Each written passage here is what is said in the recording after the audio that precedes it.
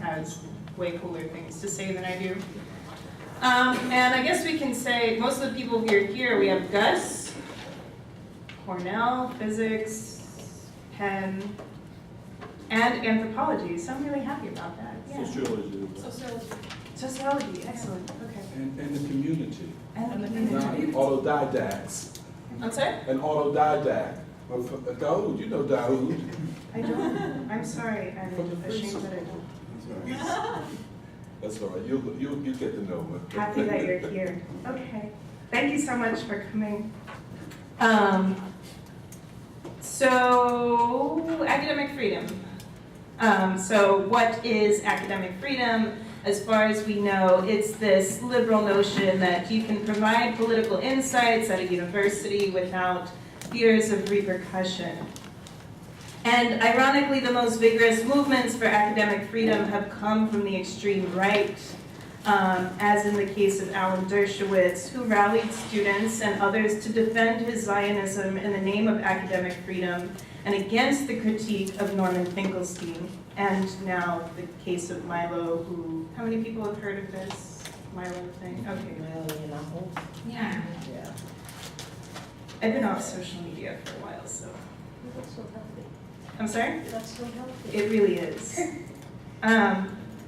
So anyway, we contend that academic freedom is not this liberal notion where fascists have an equal say as much as radicals, right? And by we, I mean, you know, starting from when me and Sinai talked back in December over the incident that happened with George Ciccariello Meyer. How many people are familiar with that? Kind of, okay, so, right? And there was, as with a lot of things now, there's this impulse to respond to the right and respond to the right. While our battle with the right continues, we contend that the greatest attack on academic freedom does not come from them, but from the neoliberal university through its material attack on labor and its ideological attack on pedagogy and content. So academic freedom is the right to research, publish, speak, and teach toward a more equal society. And most of the cases that we hear of, have been pretty well known, like Norman Finkelstein, David Graeber, our own Gio, Tony, and some others that we won't hear about. We'll hear at least one more today from Dr. Wendy Marshall.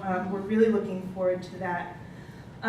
So, you know, we can argue that every case is different. Some people get by, or like, oh, some people have tenure, and they're saying all kinds of things, right? But that's not the majority of people. And we can always chalk it up to, well, Finkelstein, and that was, if, you know, because Dershowitz was such a pain, you know, and put up a real fight that Finkelstein, whatever, had to deal with. But in any case, we have two options. We can exhaust ourselves running from case to case, or we can put the structures in place to respond collectively to the conditions that allow them to happen to begin with. And figuring out how to do that is one of our key objectives for today. So the attack, that this neoliberal ideological attack happened long before we got here. So in history and in our lifetimes. In history, we can count the assassinations of visionaries and leaders, the physical assassinations of visionaries and leaders like Fred Hampton, Martin Luther King, and Malcolm X.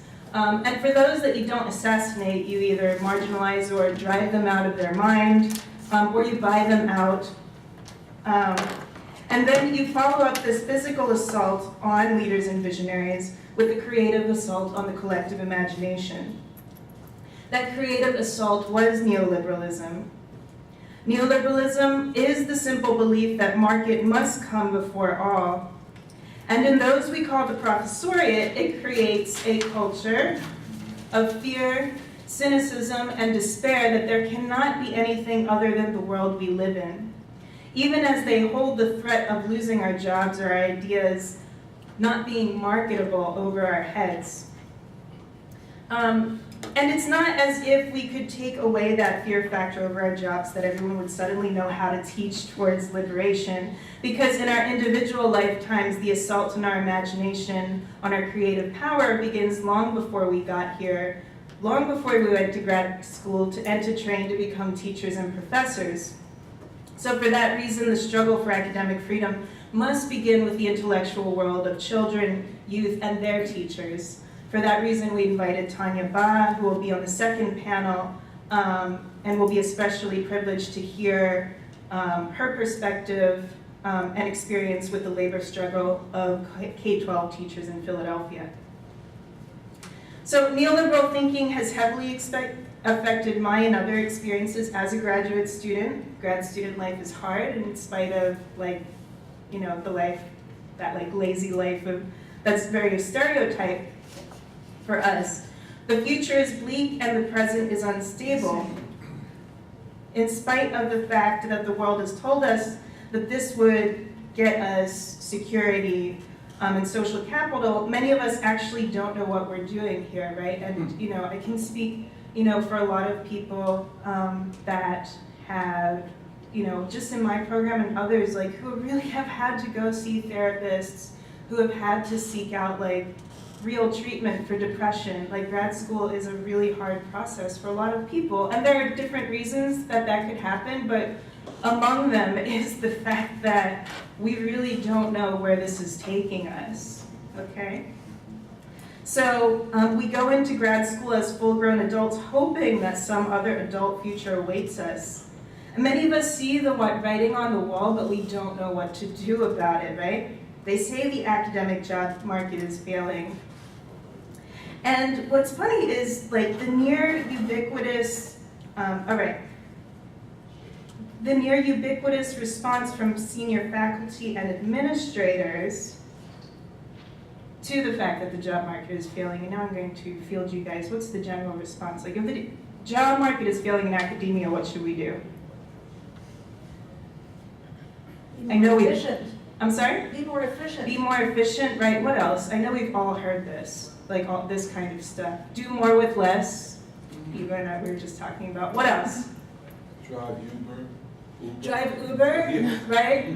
Yeah, actually, this is one of my plans. Right. Survival program. So, yeah, really. And it's to prepare students, and the graduate department should prepare students for non-academic jobs, right? That's what the administration keeps sending people to tell us to do, right? So the message being, if you can't do what they did, that is garner resources, respect, and social capital in a secure academic job, then look for a job somewhere else, okay? We've heard that, okay?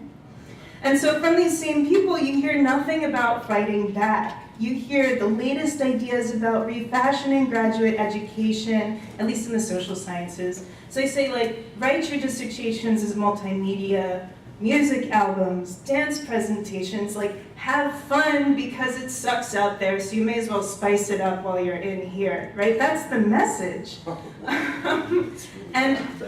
And learn to do more with less. Forget science, empirical methodology, because that was all subjective anyway. And there's nothing about pushing back, right? Nothing about the fact that science, by the way, has been stripped to a project in the service of destruction, warfare, and capital that I hope Nandita will comment on in the discussion. And as if crumbling job markets just fall out of the sky, as if they're not a result of vicious decisions of elected and increasingly unelected officials, boards of trustees, CEOs, who eliminate ethnic studies but keep the shell of traditional disciplines such as anthropology, sociology, and philosophy for appearance's sake. Because what would the university be? We're not far, right? Without an anthropology department. And send all the money to STEM through government contracts and defense and so on. So here's the thing, it's so ironic and it's so cynical because these are the same people, and again, a lot of this is coming from administrators, from very senior faculty in the later stages of their career who got through, right? They're the same people who claim they love the intellectual life world of the university. But they're so willing to let it die. And maybe that makes sense. Because maybe the death of the university is the logical conclusion of people who never believed to begin with that the intellectual life world should first and foremost serve society. Because really, if you're not here to solve social problems, then what purpose could you possibly have? So I'll say that one more time.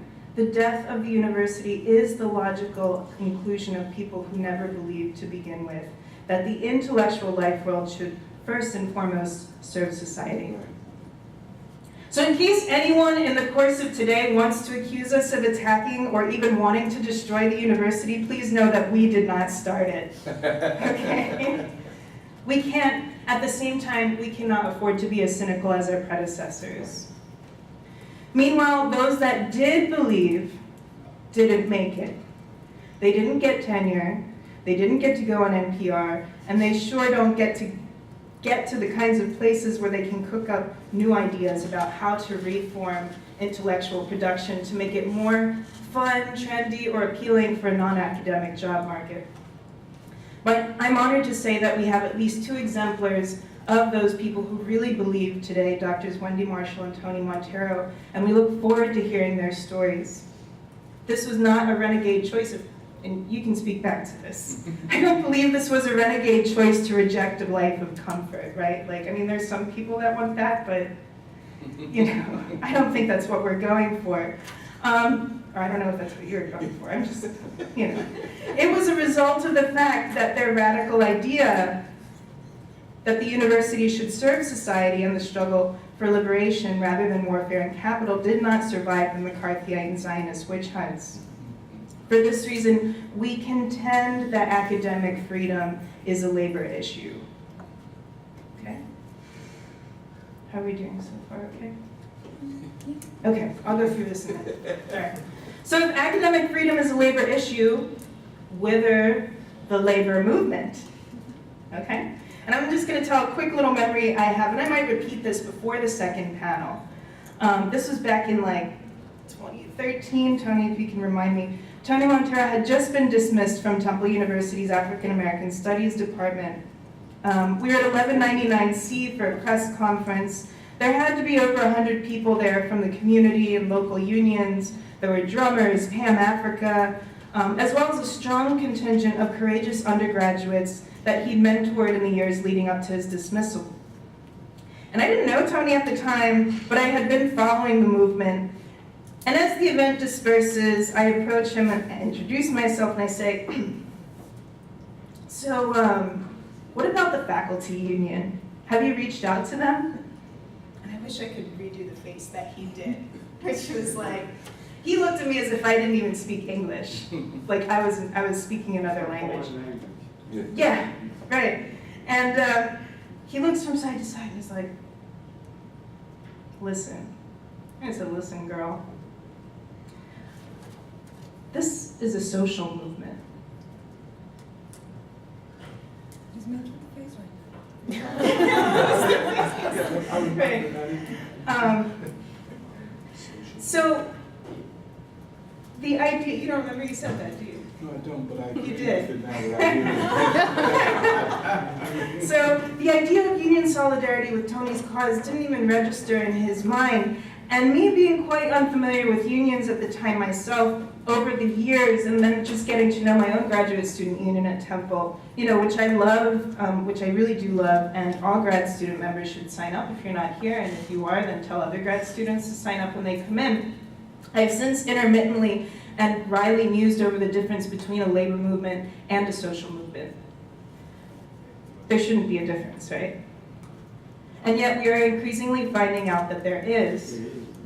And what we hope to address today in the second panel is what it would take, if it's even possible, for the labor movement and unions in particular to take on this much larger vision of the social movement. So we especially look forward to Archishman Raju's experience from Cornell University's insight on this experience. Because there is so much more at stake than our jobs. And just taking one example, because say in this ideal world, we all get tenure tomorrow, bang. Okay? Say we might be okay, but our students, is their right to a secure future, their right to defend their homelands against capitalist hegemony before, during, and after they enter our classrooms intact? Or will we do the same thing as our predecessors, which is get ours and then tell them to figure it out on their own? What do we think? Okay. For that reason, we must ally ourselves with them because many of us were them and many of them will be us. So whenever he gets here, I think he's in class, we welcome Samer El-Amin from Students for Justice in Palestine and the Black and Brown Coalition to talk about their struggles for political expression. So so a few other terms of engagement. I might have already gone over my own time, so I'm sorry. We've asked our panelists to limit their talk to about 12 to 15 minutes. We've given a lot of time, cushion time over the course of the day. We want to make sure that they say what they need to say and that we have ample time for discussion. We have some amazing people in the audience right now and people that we very much want to hear from, so we welcome your comments.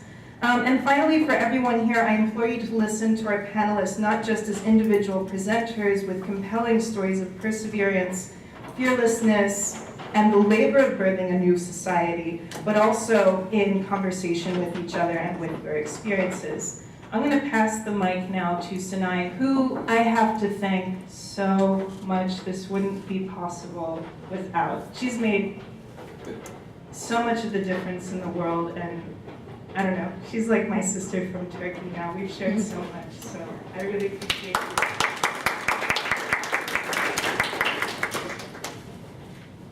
Thank you. And I was actually, I wanted to start with thanking you, and actually we didn't know that we will thank each other. I really want to thank you for everything, for all the conversations we had, and for everything. Thank you. So, and yeah, The day hasn't even started yet. yes, so at the end we will probably cry.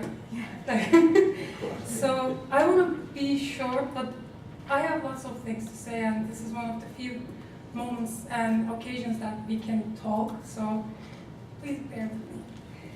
But at the end, I think you will be happy.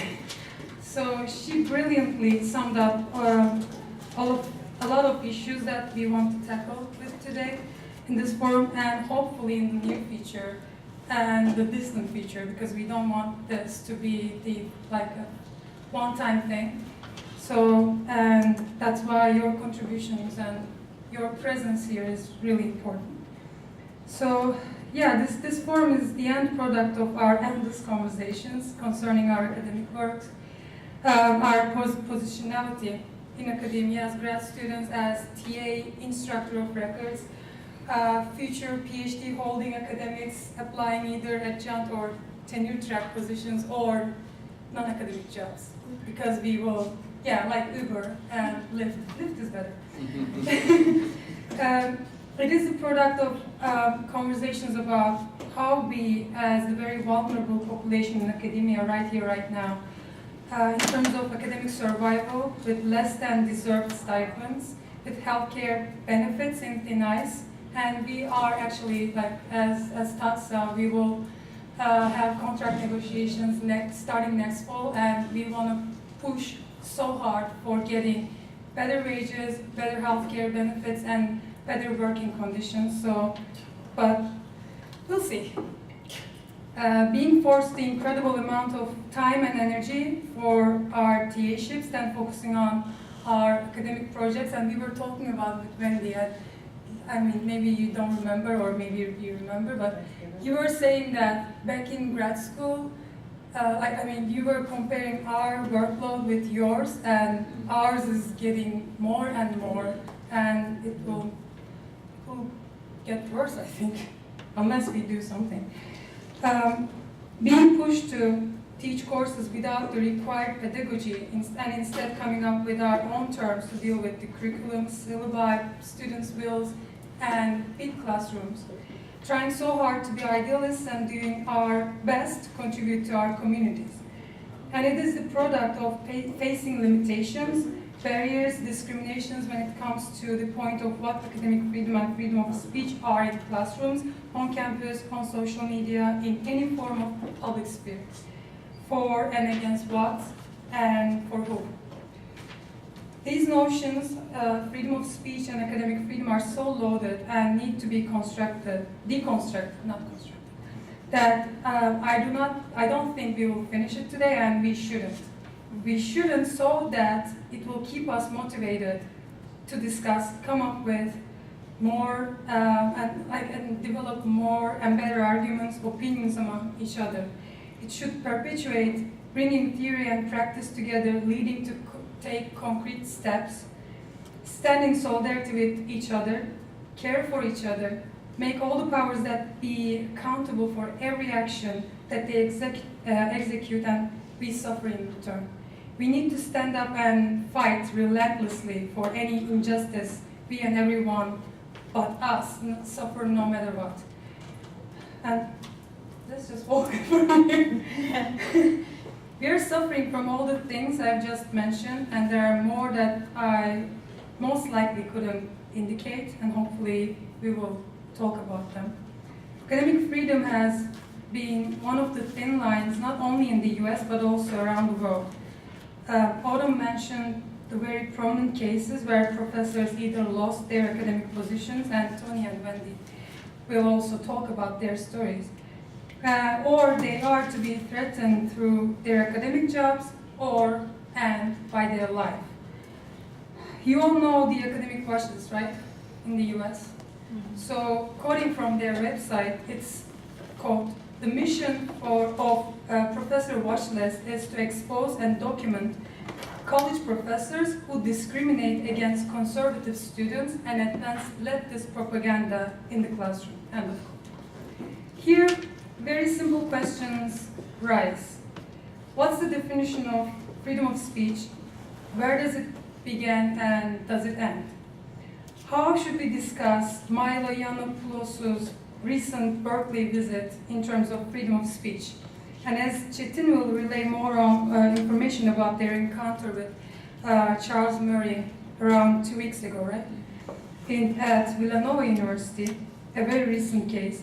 What is the basic relationship between academic freedom for us as precarious laborers and freedom of speech? Speaking of them, it's very important to bring forward what's been happening in Turkey for the last couple of years through the experiences of academics.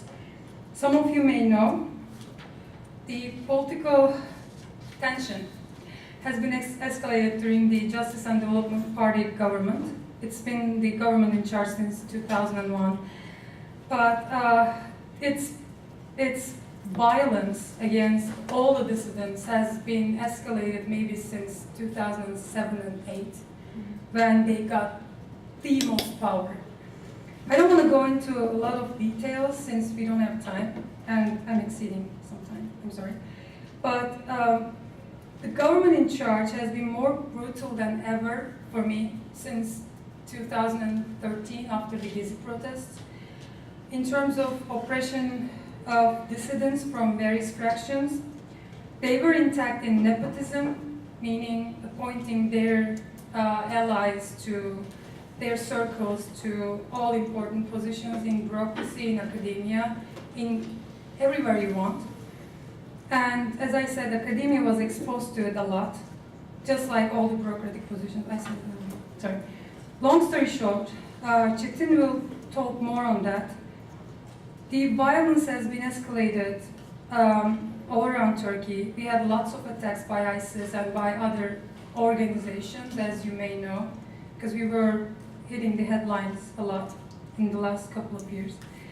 The government did not prevent bloody attacks in many cases, although they had information.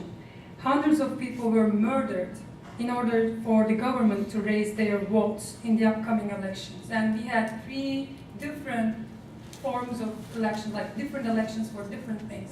In the last, we had 3 elections for different occasions in the last 3 years. We are so democratic. arguing that the escalated violence would be stopped if they're being elected over and over again, and that the current instability would be stabilized if they got more votes. The polarization in the society has been at its peak. The government launched a military curfew over the Kurdish villages and had imposed state of emergency in the eastern Turkey, which is also called as the North Kurdistan by the Kurdish people, in 2015. And on January 2016, more than 2,000 academics signed a petition, including like some of us here also signed it, declaring that they won't be a party in the military curfew and the state violence that kills incredible numbers of civilians in the regions.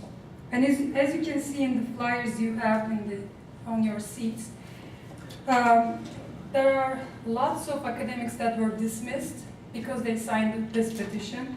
4 academics who read the petition statement were put in jail waiting for their trial for around 4 months.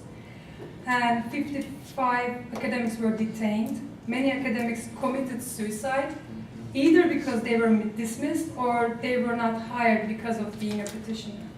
So people were killed, basically. They commit suicide. This is an important issue.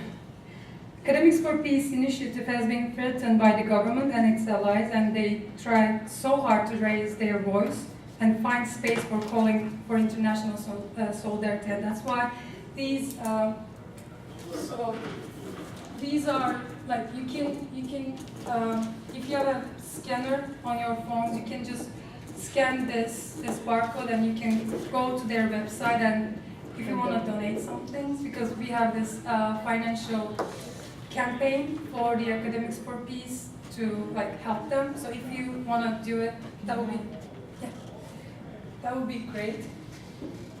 And so one of the main reasons why we include the case of academic freedom, non-freedom from Turkey is to bridge what's happening there with what's happening here, and try to build solidarity and come up with more food for thought and ideas to implement.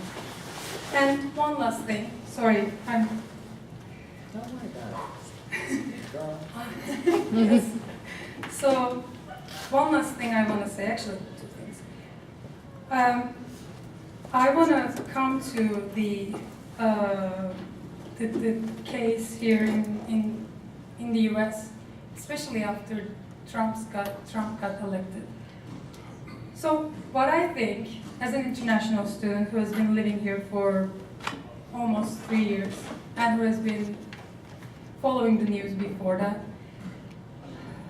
I think all the things that we are going through right now in terms of political turmoil, in terms of academic non-freedom, freedom of speech, which is not the freedom of speech and everything, like all the things that we are suffering right now in terms of political, social, and economic. It's been the case for a long time.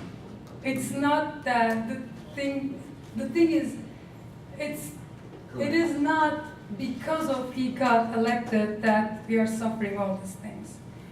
And the reason why we come up with this forum is not to disparage the Trump period. We will do it. But it's not only about it. It's been the case for a long time. Academic Watch List was founded during the Obama administration. So, and we can't solve any problem if we only attribute it to the post-Trump period, to his personality, to his being a billionaire, to his being a... Pussy grabber? Yeah, a jerk, yeah. But he is. But it's not only about that. And we cannot solve any problem if we just personalize it. Neither could it have been any better, this is my opinion, you can object it, if Clinton got elected, but not Trump, with the same political establishment and structural problems that need to be addressed. And on the bright side, I think seeing people pouring on the streets and asking for very legitimate questions, making the government accountable for each bad decisions they come up with, are of significance that we can count on and go further from. And that's why your presence here is really important. And yeah, and one last thing. We should criticize the political establishment in various ways of both parties, the lack of any third party or parties, and the very ways the structural issues have led to the current conditions that all of us suffer in our daily lives in various ways, including education, healthcare, identity politics, class politics, and discriminations of all sorts. We shouldn't let ourselves being distracted by propaganda, by Trump's tax returns, which he should reveal, the Russian influence to elections, or how dumb he and his entourage are, which they are. Dumb with B. Yeah. Dumpy too. Yeah, dumb. Yeah, whatever. We have a lot to do, and we should be wise to allocate our energy and time to make smart moves and come up with more strategic, important strategies and so on. Thank you so much. And now I want to just introduce our panelists. I mean, you know them, but. So we have Wendy Marshall, Dr. Wendy Marshall. She's an organizer with Stadium Stompers. She's a member of TOP, negotiating team, and the co-chair of United Academics of Philadelphia Racial Justice Committee. We have Anthony Montero. He's a former African American Studies professor at Temple University, and he's the founder of the Saturday Free School, in which they celebrated their 5th year. So kudos. And we have Emre Çetingürer from Villanova University. He's a grad student, and he is a member of RIT, which is Research Institute on Turkey. And we have Samir El-Amin. He's from Black and Brown Coalition, as well as Students for Justice in Palestine. So we will start with Samir, and then we will continue with Wendy, and then you will decide what to do. Who's going to do it? Yeah. So you can either come here or you can use the microphone. Thank you. Hello, everybody. Move this stuff a little bit. My name is Samir El-Amin. Last year, I did a lot of work with Students for Justice in Palestine. This year, I still do work with them, but I'm also part of the Black and Brown Coalition, which is something my friend Brandon down here has done a really good job of putting together. I think it existed before he got his hands on it, but it wasn't being put to use. And now we've done more events this year than I think it's ever done before. And the Black and Brown Coalition is really unique because it's not just the student org, it's a coalition of different minority orgs. And we never realized how important it was till this year, I'm sure you guys probably weren't aware, but there were undergraduate student elections at Temple. And there were 2 different sides, which pretty much represented like 2 different ends on like an ideological pole. And one side was very pro-stadium. They wanted to put student block captains on North Philly blocks. They pretty much, the best way I can put it, they pretty much were a party that represented white privilege. And then on the other side, we had Activate to Youth, which is actually the side that won. And we only won by like 20-something votes or something like that. So I really feel like it was the Black and Brown Coalition being able to come together, and because there were way more orgs that backed Activate to You, but it was very close because the other org was able to network through the fraternities and the sororities, and they don't care about the policy. They're just voting because their friends are in it. So we're able to win, and even though the student government doesn't have very much power, it was a really symbolic win for us because, it would have been like on a much, much smaller scale, it would have been like, essentially like Trump winning all over again for us. So now I'm gonna talk a little bit about my time with Students in Justice in Palestine. I'm a junior now. My freshman year, I wasn't involved with Students in Justice in Palestine. And a lot of people, I always tell people that and they're confused because that's my career path. I want to do something for Palestine. They ask me why. It's because actually, during the beginning of the school year, all the student orgs, they set up stations on the walk. I think it's Leah Chorus. And you can go around and you talk to different people. You talk to different people in orgs. And I went up and I met Students in Justice in Palestine. They were really awesome. They were good people.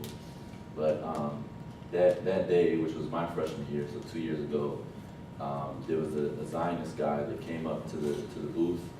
And he was saying really provocative things to the Palestinians that were there and to the students.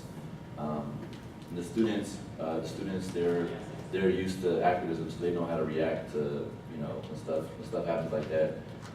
The guy was trying to get a reaction out of one of us, but all the students were very disciplined because we've dealt with this before at demonstrations and stuff. We know how to react to that. But there was actually a guy which I'm sure he was well intentioned, but he ended up making it hard for the rest of us. I believe he was just a Palestinian guy from Philly. He went and he smacked this Zionist guy in the face that was making these comments. And because of that, we were almost completely like that. My freshman year, Students for Justice in Palestine wasn't a thing, and they used this to justify, even though the incident, it didn't even happen between anybody in our organization. And after that, Temple was put on a list of the most anti-Semitic SJPs or Universities. most anti-Semitic universities in the country because of this incident. And right now we've been trying to organize for BDS, which is Boycott, Divestments, and Sanctions against Israeli apartheid. And we do hear this type of rhetoric that we're anti-Semitic or this and that, and that's one of the things that we try to educate people about because you can't equate anti-Semitism to anti-Zionism, and it's been one of the things we face at our SJP. But even when stuff like that doesn't happen, it's the little things that the Temple bureaucracy, it just gives us a really hard time for just trying to get spaces and trying to organize. And it does sometimes feel like the whole school is against us. But now that we founded like stuff like the Black and Brown Coalition, we have support of other orgs. So say we have an event and we're unable to get a space because of something to do with Temple bureaucracy, we have like 20 other orgs that can organize a space for us. And that goes for everything. I remember we used to do events and only leftists came. And it was cool, like they were great people, but we weren't really reaching the people that we should. We were reaching people that already knew their stuff. And because through work with the Black and Brown Coalition, we've been able to reach out and network through them, so they bring their members and their members bring their friends. And now we bring people in a room that, like all types of people. We have people that have leftists and we have people that really don't know much but want to learn. And like our most recent event, we did an event on Syria, and there was every type of, it was the most diverse event I've ever seen in my life. There was really people from all walks of life. Bless you. It's ready for another one. And yeah, just each event we do, we seem to just be growing horizontally. And it's been a really good year for us, especially thanks to Brandon, who worked with Dr. Montero, Saturday Schools. So yeah, that's pretty much been my experience thus far at Temple. And the key to this year was the coalition. It really let us do things that we wouldn't have been able to do because in 2014 when that incident happened, we thought we were done organizing at Temple, and now we have support from lots of different places. It's really helped us a lot. That's my experience. Thank you.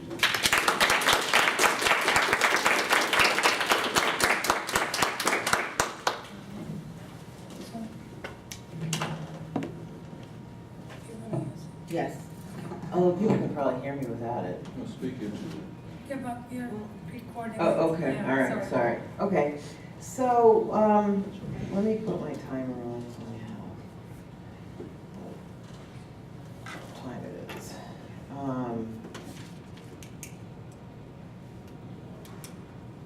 Okay, never mind, you guys will just tell me what time it is. So I want to start by telling you that, which you all know, whether you know it implicitly or not, that Temple University is a monument to white supremacy. Absolutely. And that the lack of academic freedom happened way before the neoliberal attack. The university is a European institution Correct. that systematically elides, marginalizes, and purges any thought that doesn't belong in the canon and in those categories. That's right. And that's a really big problem. So it's not even possible, actually, for us to have a conversation about academic freedom, because there never has been any in the first place. Right.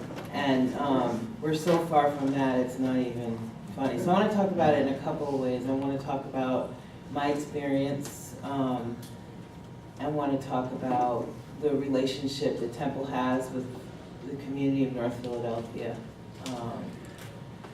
Yeah, so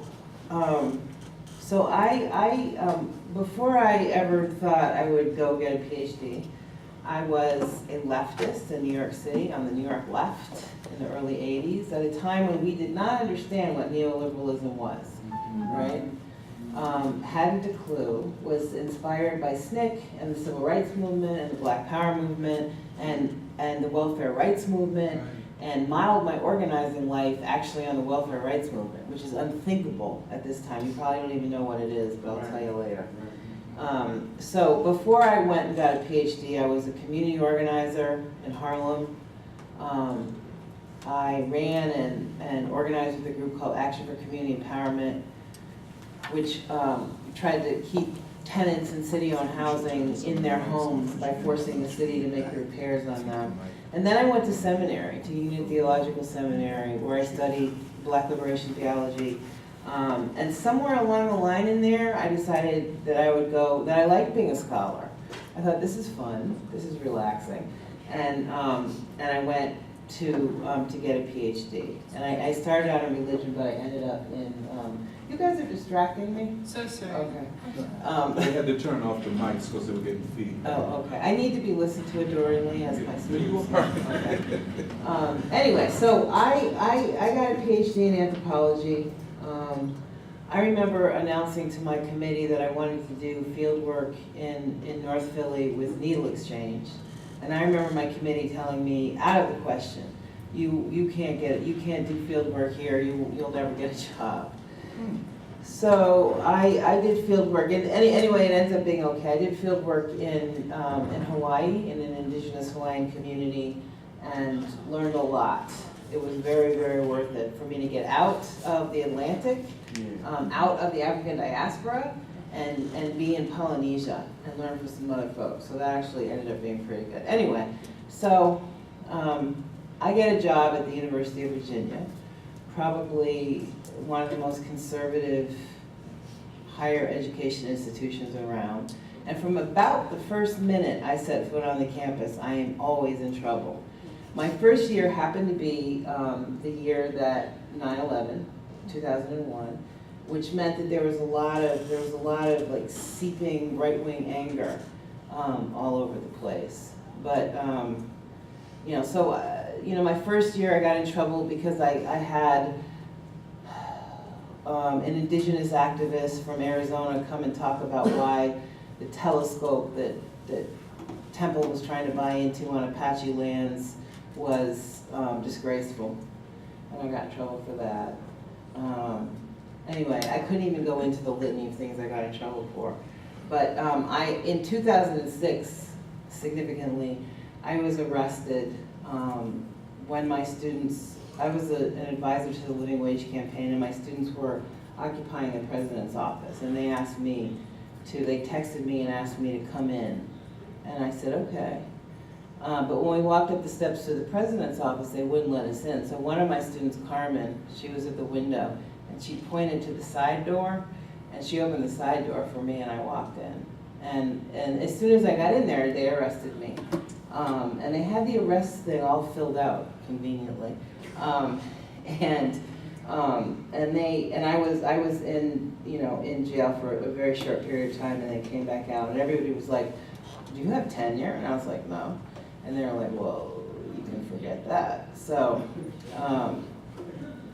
anyway, in 2008, I was denied tenure for the first time, and in 2009, I was denied tenure for the second time, and my scholarship was impugned. I wrote a book called Potent Mana, Lessons in Power and Healing, which is a searing indictment of American colonialism in Hawaii and elsewhere, and they accused me of not being an excellent scholar. And it was a bunch of basically white men accusing me, with really shitty politics, accusing me of not being an excellent scholar. Anyway, the other thing I want to say though about the tenure thing is that as a black woman, as a queer woman, as a woman, I was inundated with students at the University of Virginia. I never didn't have a trail of 50 million people because I was a human being as opposed to much of the other faculty, and because they needed somebody like me, because life is uncertain when you're their age, and they need somebody who's not going to blow smoke up their ass and tell them the truth, and that was me. I was very active in the community there. I worked with Quality Community Council, so I always had community members in my classes. In fact, sometimes I gave my classes off campus, which really pissed the university off. But the other thing I want to say also is that also during this period of time, I also got very sick, and both of my parents died, right? And that bears on this conversation too, because black people have worse health than the lily white people who run the university. And my parents died sooner than their parents did. And none of those things mattered when it came time for me to be up for tenure. And the excellence of my scholarship, the quality of my scholarship was compared to other people's quantity, which I find deeply offensive. And yeah, so that's the story. So I'm an adjunct at Temple University now, which means that I don't get to teach graduate students. So I taught graduate students for 10 years, and my graduate students, like you guys, are facing a very uncertain future, but are out in the world doing amazing work. So I am a perfect example of the bullshit of academic freedom, because I teach, and Ava's one of my students, I teach intellectual heritage, which makes me feel like whatever I know doesn't really matter, because I'm just sort of dropped into this slot, and I'm supposed to, so I do the best I can to teach my students, but I am severely limited in what I'm allowed to teach, and that sucks. So I hear from a lot of adjuncts that so adjuncts don't have any academic freedom. So if you don't know what an adjunct is a very, very low paid college teacher that has no job security, no benefits, no prospect for any real employment, and is exploited to an extreme degree by the university. In fact, it is on the backs of adjuncts that university budgets are balanced, because Temple can offer all the things that it does because 50% of the faculty are adjuncts, okay? So only 50%? Only I 50%. thought it was 60-some%. No, it's a little over 50. Okay. Could be more. And we teach, this, I don't believe this either. We teach 25% of the undergraduate courses. I'm pretty sure it's much more than that. So I'm very active in the adjunct union because I have to be, because I was trained to do this work, and I'm not sure what else that I can do besides organizing, which I also do. So anyway, so I just wanted to give you that perspective. For me, the other thing I want to say is that, the enrollment of black students at Temple University has been dropping precipitously. In the 90s, it was over 20%. It was close, yeah, we had 25%. Yeah. It looked like it looked like a historically black college at one time. Exactly, no more, okay? So now it's down to like 12, 13%. And of great concern to me when I think about this monument of white supremacy that I come and earn my pittance from on Tuesdays and Thursdays in intellectual heritage is that this university occupies land in North Philadelphia in a typical colonial settler way. And has absolutely no regard for the community surrounding it. A powerful, important, historically black community. And so the other thing that I would say about academic freedom is until the people who live in North Philadelphia, right, until the people who maintain the buildings here and secure them, until all those people are up in this conversation That's right. and matter as much as the people who teach social science or physics or whatever, there is absolutely no academic That's freedom. right. You know, and so I think that's a really important thing to say. Yeah. So the whole thing about academic freedom is it's a narrow rubric, I think, for us to, you know, for us to be having a conversation in, because it's not, it's so, you know, it's what, so it means, well, basically it means that there's a lot of white men and a few white women who get to have, or maybe even more than a few, you know, don't get my, people always yelling at me about I don't get my statistics right. You do qualitative research. I do, thank you. Exactly. You know, get to say what they want, but you can look at the world and see that the academy is full of shit. That's right. Because what is the point of the production of academic knowledge? Thank you. What is the point of the production of knowledge when we live in a world, we exist on mountains of suffering, okay? And what has the academy done That's right. about that, right? And why aren't there more people in the academy that care and for whom the mountain of suffering that we live on matters, right? So as a scholar, and I don't even consider myself a scholar anymore because all I do is teach IH and organize, which is making happy. And I also want to say, please don't feel sorry for me. I'm very happy. I would hate being a tenured professor. In a lot of ways, I used to, every Wednesday after faculty meetings, I would go sit on a stump outside the building in Charlottesville and boo-hoo, because I couldn't figure out what was I doing with these people? What the hell was I doing with these people? So I am happy with the way that my life has come. It means that I get to be a full-time revolutionary. Right. I live on disability and adjuncting, and I intend to fight, right? And I am. And I fight all the time. There's something else I want to say, but I forgot, so I'll tell you later. Beautiful.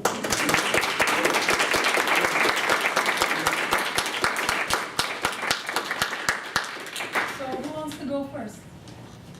Just decide. We can pass this. You want this one? Definitely got you. Oh, actually, I don't think. Yeah, but can you use this? You know, I'm so happy that I'm speaking after Wendy because, you know, Wendy, that was very moving, heartfelt.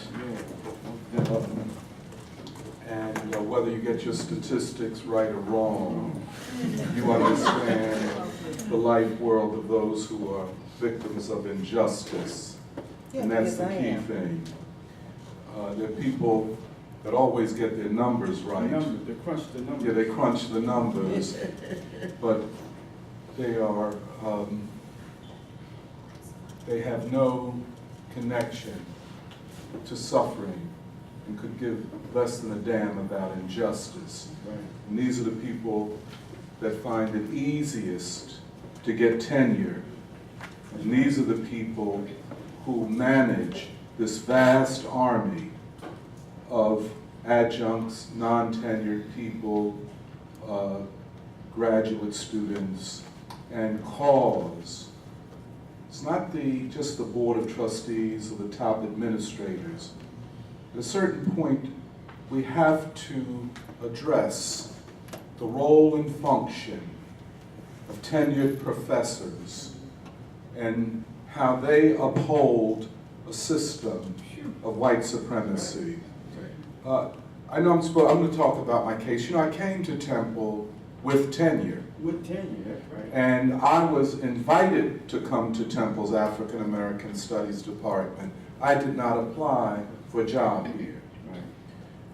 When I came here, and I think this is evidence of how vast the machinery of white supremacy is here, and how it is normative across the board. African American Studies was on life support. There had been a long period of struggle within the department. Nathaniel Norman was then the chairperson. Another previously had been driven out, a woman. This had a lot to do with Molefe Asante and his women and henchmen in the department, which meant that he was permitted by the higher ups. And he has been, all of his academic career, which goes back some 45 years, been protected. It's an extraordinary story. Very. Yes. And who protects him is a matter of conjecture, which I won't get into in my presentation. If you ask me, I will attempt to connect some dots. But, so I was brought here, and so when the previous chairperson announced suddenly that he was resigning, and the previous dean of the College of Liberal Arts gave the faculty in the Department of African American Studies 10 days to come up with a replacement, we asked, could we have 2 weeks to go through a process of vetting and nominations, and we nominated, I think at that time, about 4 or 5 people, among them Louis Gordon.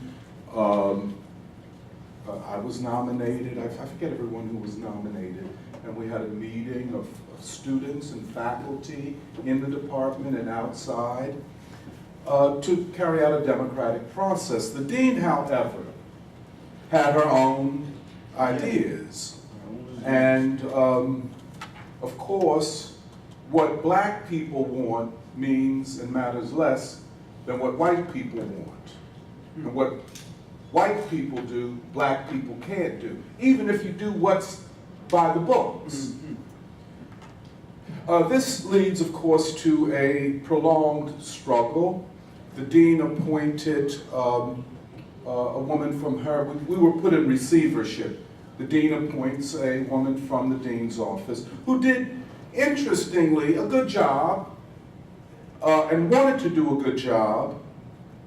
However, it was for 1 year. And so then we were charged with electing a new chair.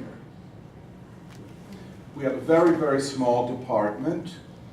There had been several student demonstrations, and these student demonstrations became student and community demonstrations. Activists from North Philly, believe me, the worst nightmare for the administration.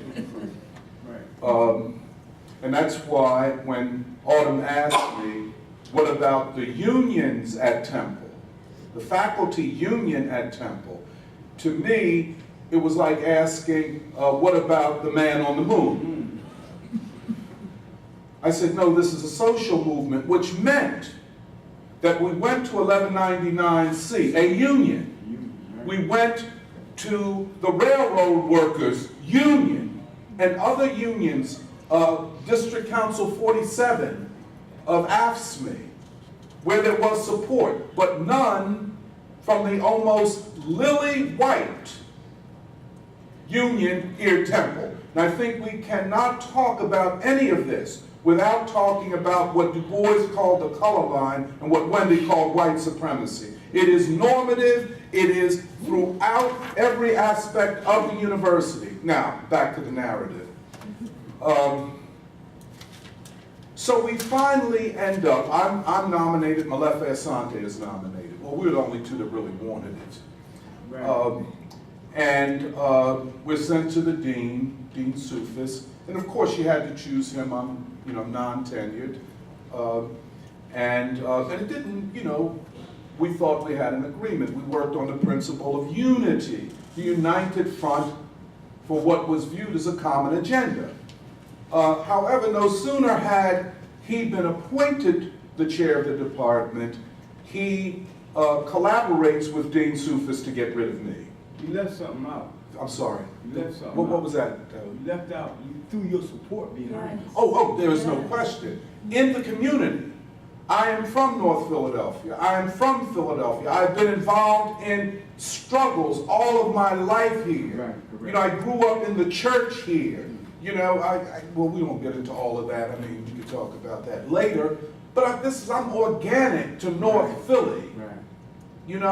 and which is a problem for Asante too.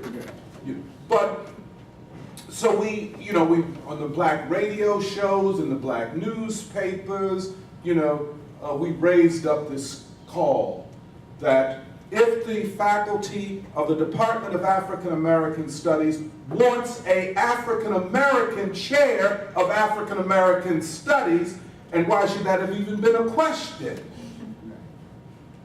They had a right, a democratic right to do so. Now, activism and academic freedom. The Department of African American Studies, during the period that I'm involved there, had become a center of the struggle for the freedom of Mumia Abu-Jamal. And other political prisoners, including Russell Maroon Shows. Had a very successful book party for his book, his essays. We premiered at Temple the documentary film on Mumia called Long Distance Revolutionary, as well as a previous film by Joanna Fernandez on Mumia. The whole department, when I say the whole department, I'm talking about the graduate and undergraduate students.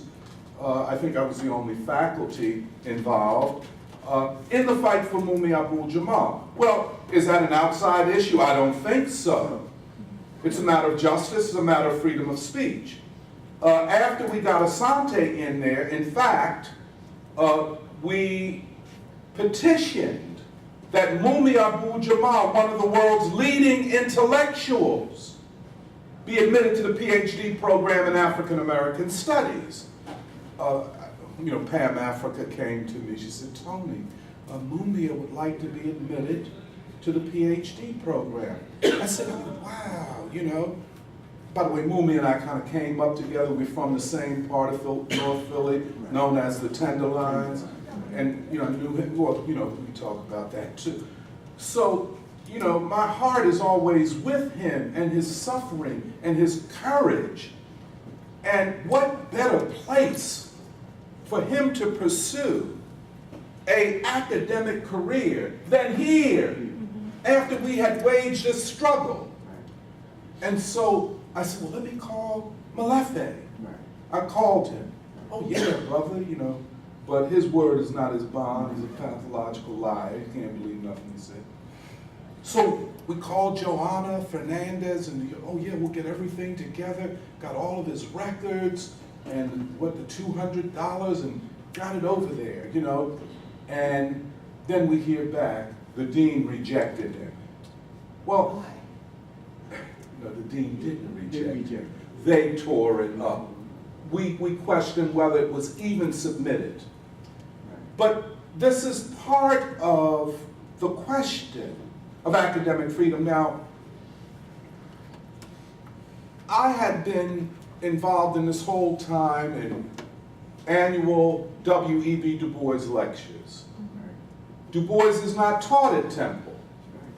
He might be mentioned, but he's not taught. He was not taught before I came here in African American Studies. Now this is not a small matter. That's right. Du Bois is not a small matter in the intellectual life of Afro-America, of America, and of the world. Baldwin is not taught here. mentioned, maybe. He's not taught. If you think Biggie Smalls and Tupac Shakur or Kendrick Lamar carry historical weight equal to either of these people, you need to have your mind checked. But they're taught though. Yeah, right. So it is this, okay. So I was, giving these lectures, and it influenced the scholarship of graduate students, undergraduate students, and so on, in many departments, believe me. Because for many people, W.E.B. Du Bois and the Black radical intellectual tradition itself is a revelation. It is a revelation. People have no idea the significance in world history of this great body of art and music and thought. Not to mention the fact that John Coltrane grew up only a few blocks from here, which I can take, well, which nobody knows. I can take you down there. 12th and Jefferson, by the way, where my grandparents came to. But Lee Morgan, this tradition. 22nd and Westmore. 19th and Westmore. 19th. Yeah.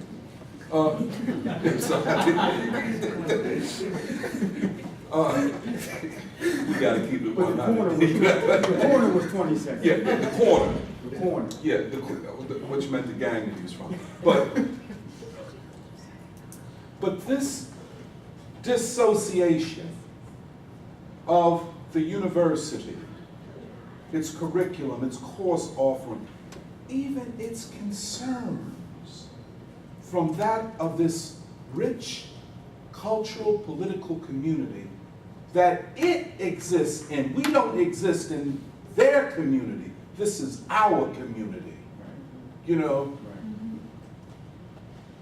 And that the Board of Trustees and the top administrators will permit a Department of African American Studies, now known as the Department of Africology. I mean, what is this, hocus pocus? Why is not Afro-America enough? In an African American city, by the way. Let me end on this. I know I'm going over time. I just want to build on what Wendy is saying. This is a fight. This is a human fight. This is not a fight of graduate students or adjuncts or even professors. This is a fight of the people against the structures of neoliberalism. These universities, especially what they're doing in terms of gentrification and displacement and policing and violence against the poor, is a question of civil and human rights which must be opposed. I know when I first started this fight, and I think we have won many things, including the political education of successive generations of students, undergraduates. The faculty did nothing. The tenured faculty, in my opinion, for the most part, are worthless. Politically, and I think even from a human point of view. There is no morality. Everything is a negotiated, calculated move to advance their own personal interests, and we can debate that. Their union protects them and nobody else. They have nothing to say about the injustice of the and this is not just here, the University of Pennsylvania is worse. Worse. And this place is trying to be just like that. And we need to stop that stadium, no matter what the cost, what the price is.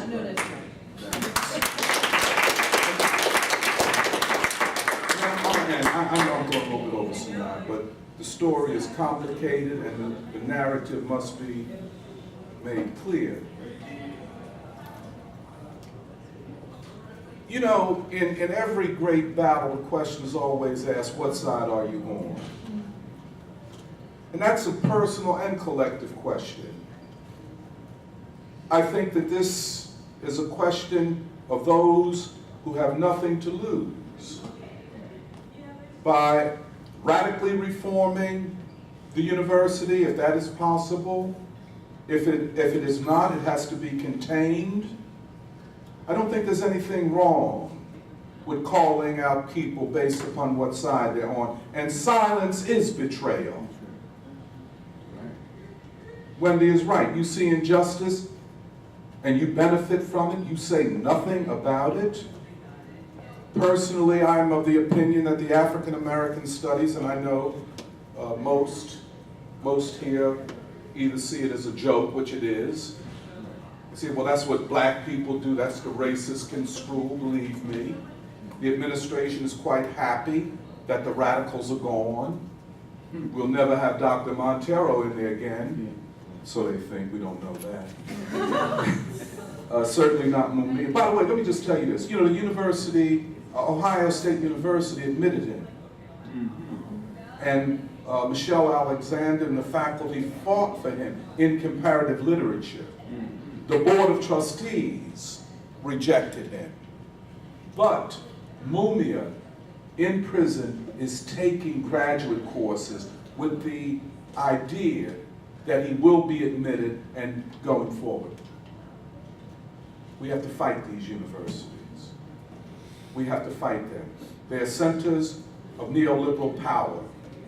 They are part of the 1%. They are ideological surrogates, most of the professors. The circus of publish or perish. And who is to determine what scholarship is? And what is the practice of scholarship? This, what Mao Zedong called the, I think something like the narcissism of books, book learning as the only learning.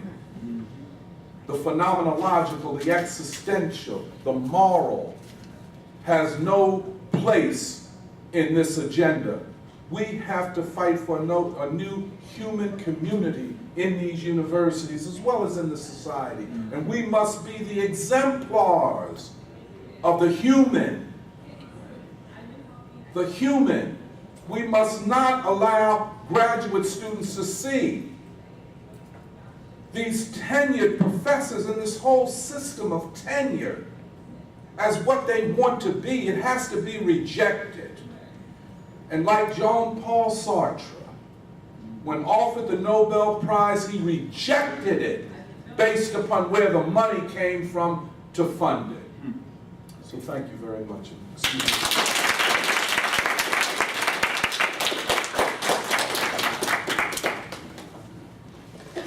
All I want to do is to actually continue listening at this point. Seriously, I have some slides to show, so I have to set it up. Let me just get some more coffee. So we will turn on the projector for some time.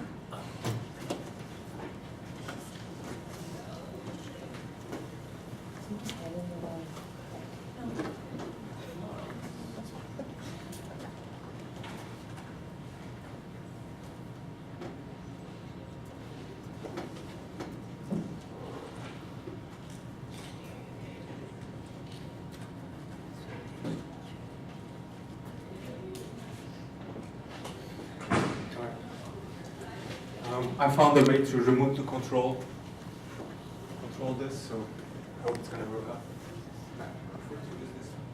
You can use this one too. I think this works.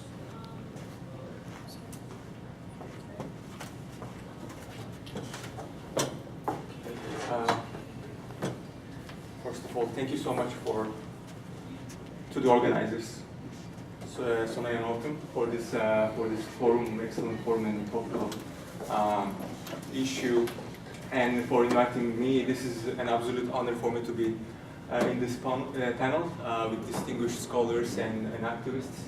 Thank you so much for everyone who have made this possible. I feel more comfortable in reading from a text. That's why I jotted down my thoughts, even though I know it might not be a fitting format for this panel. So I apologize in advance if this is going to create any kind of difficulty. Don't worry. Thank you. Can you hear me now? Yeah. So I'm here to speak from two different organizations and two quite distinct experiences relating to the use of academic freedom. The first one is Research Institute on Turkey, the short version RIT. That is a research cooperative established after Gezi uprisings to facilitate marginalized research in and on Turkey. Since the attacks on Academics for Peace petitionists, which also I myself am a part of, RIT has also been organizing to support purged academics in Turkey. The other experience I'll be talking about comes from closer to here, Nova Resistance at Villanova University, where I'm a PhD student. As a staunch defender of academic freedom, ironically, I found myself protesting another use, or rather abuse of this freedom, functionalized to cover up bigotry and hate speech with the facade of providing a neutral marketplace of ideas in the university. I'm talking about the invitation of the highly debunked pseudoscientist Charles Murray by the Ryan Center at Villanova University. I find these two experiences, their intersections and tensions, to be fruitful for furthering the discussion on academic freedom, and hence I would like to share them with you, hoping that it can ignite some discussion. But before that, when I started to prepare for this panel, I asked myself what academic freedom is, how it is conceptualized and actually operationalized. It is generically defined as the freedom of the professor to do research and to teach on matters of expertise. At least the Encyclopedia of Education is defining it in this way. This definition sure is meaningful for the autonomy of the professor and the university, but I found it limited when it comes to the protections for academics as public intellectuals, and also taught that it remains abstract and permeable when it comes to the right-wing funded propagandists to spread their racist and misogynist ideas under its protection. In that sense, I thought it is important to explore an expanded usage of this concept, academic freedom, that would avoid pitfalls of an abstract pseudo-pluralism, while at the same time strongly shields academics as active public intellectuals. And by public intellectuals, I mean people who have academics who are taking part in interventions in politics and have a critical say on issues. So to start exploring this expanded notion of academic freedom, I think it's important to highlight the difference between academic freedom and the freedom of speech. Freedom of speech protects everyone in their freedom of opinion and expression, as listed in the Universal Declaration of Human Rights, Article 19. Academic freedom, on the other hand, is a particular right that protects the intellectual labor at the universities. In that sense, academic freedom, I realized, is closely tied to the workers' right in general, that I hold to be not only about fair pay and job protection, which are indeed very important, but also about the activities aiming to achieve a world devoid of exploitation, inequality, and violence. That's why I think signing a petition protesting the Turkish army bombings of highly Kurdish populated cities, leaving hundreds of civilians dead and destroying entire districts, should be protected by academic freedom, while providing a university platform to an anti-worker, racist, sexist, debunked pseudoscientist should not be justified under that freedom. To explain further, let me start with the petition case.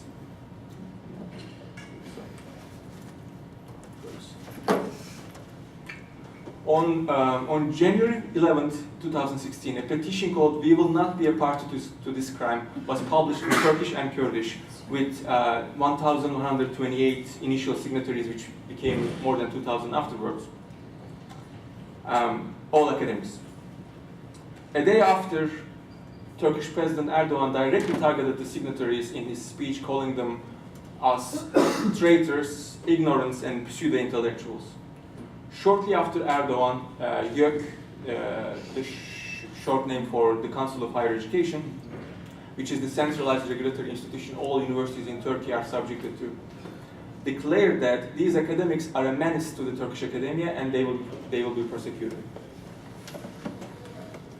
starting with Abdullah Gül University in Kayseri to Professor Bülent Tanju, YÖK's pledge to prosecute started a process where 492 petitions went through disciplinary investigation. 76 of them got dismissed. Another 108 dismissal process is currently pending. 25 resigned, 21 forcefully retired, 89 got suspended. Parallel to the disciplinary processes within the universities, two further attacks to signatories happened.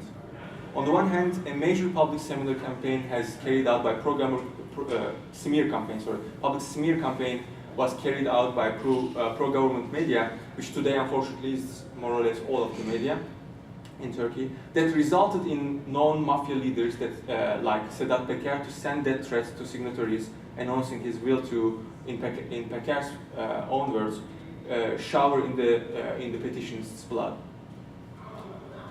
So the smear campaign, and together with the smear campaigns and the death threats, there were also, on the other hand, attorneys started to investigate the petition on grounds of propagating for terrorists and offending Turkishness. And yes, we do have a law that protects this thing.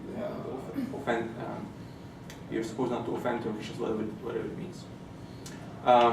Which culminated to four arrests, hundreds of giving police testimonies from petitionists, on top of all the dismissals and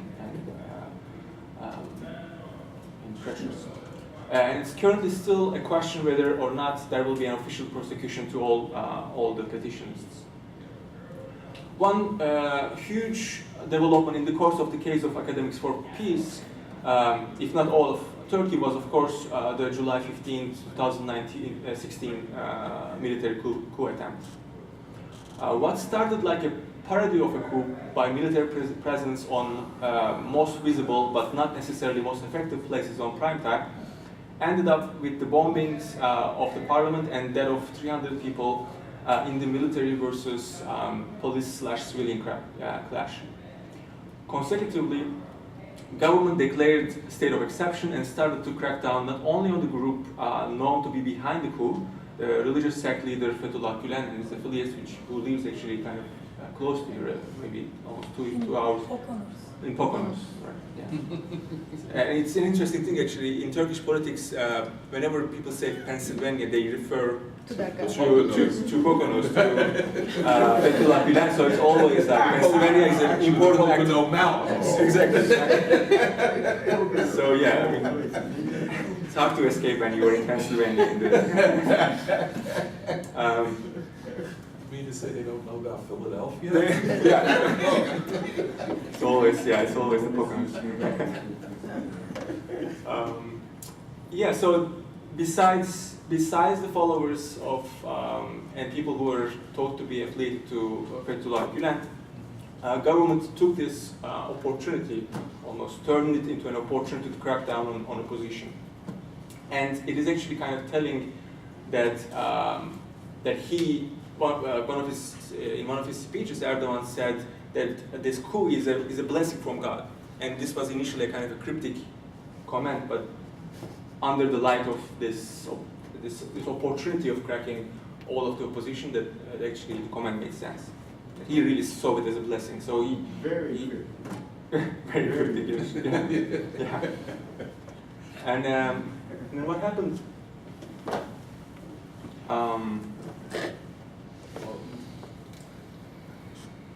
So they started cracking down on many people. I'll just get back to the numbers very shortly.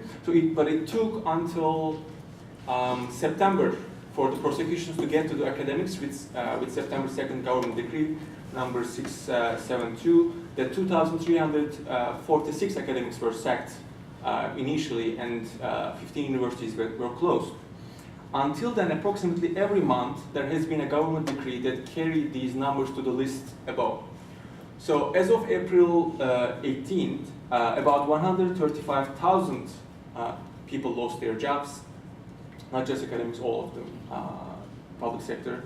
Almost 100,000 people detained, 50,000 approximate people arrested, specifically 7,318 academics lost their jobs, more than 4,000 judges and prosecutors were dismissed, 149 media outlets, including dozens of TV channels and newspapers, were closed, 231 journalists were arrested. On top of these, there were 1,284 schools, 800 dormitories, 15 universities, 560 foundations, 14 trade unions were closed as well. Also important to add to these numbers that currently 13 members of the parliament, including the two co-chairs of Kurdish Left Coalition Party, HDP, are also in jail as of now. All of these obviously result in a very extensive transformation in the public service and society in general. It indicates this severe transformation. Especially with the recent referendum and regime change, it is safe to say that we are witnessing a rise of a dictatorship, or is it safe to say? Who knows? I mean, Is it safe to say? is it safe to say? Because they have been prosecuting people because of like saying that he's a dictator. When we look at what happened on the petitions front after the coup, oops, no, go back. Sorry.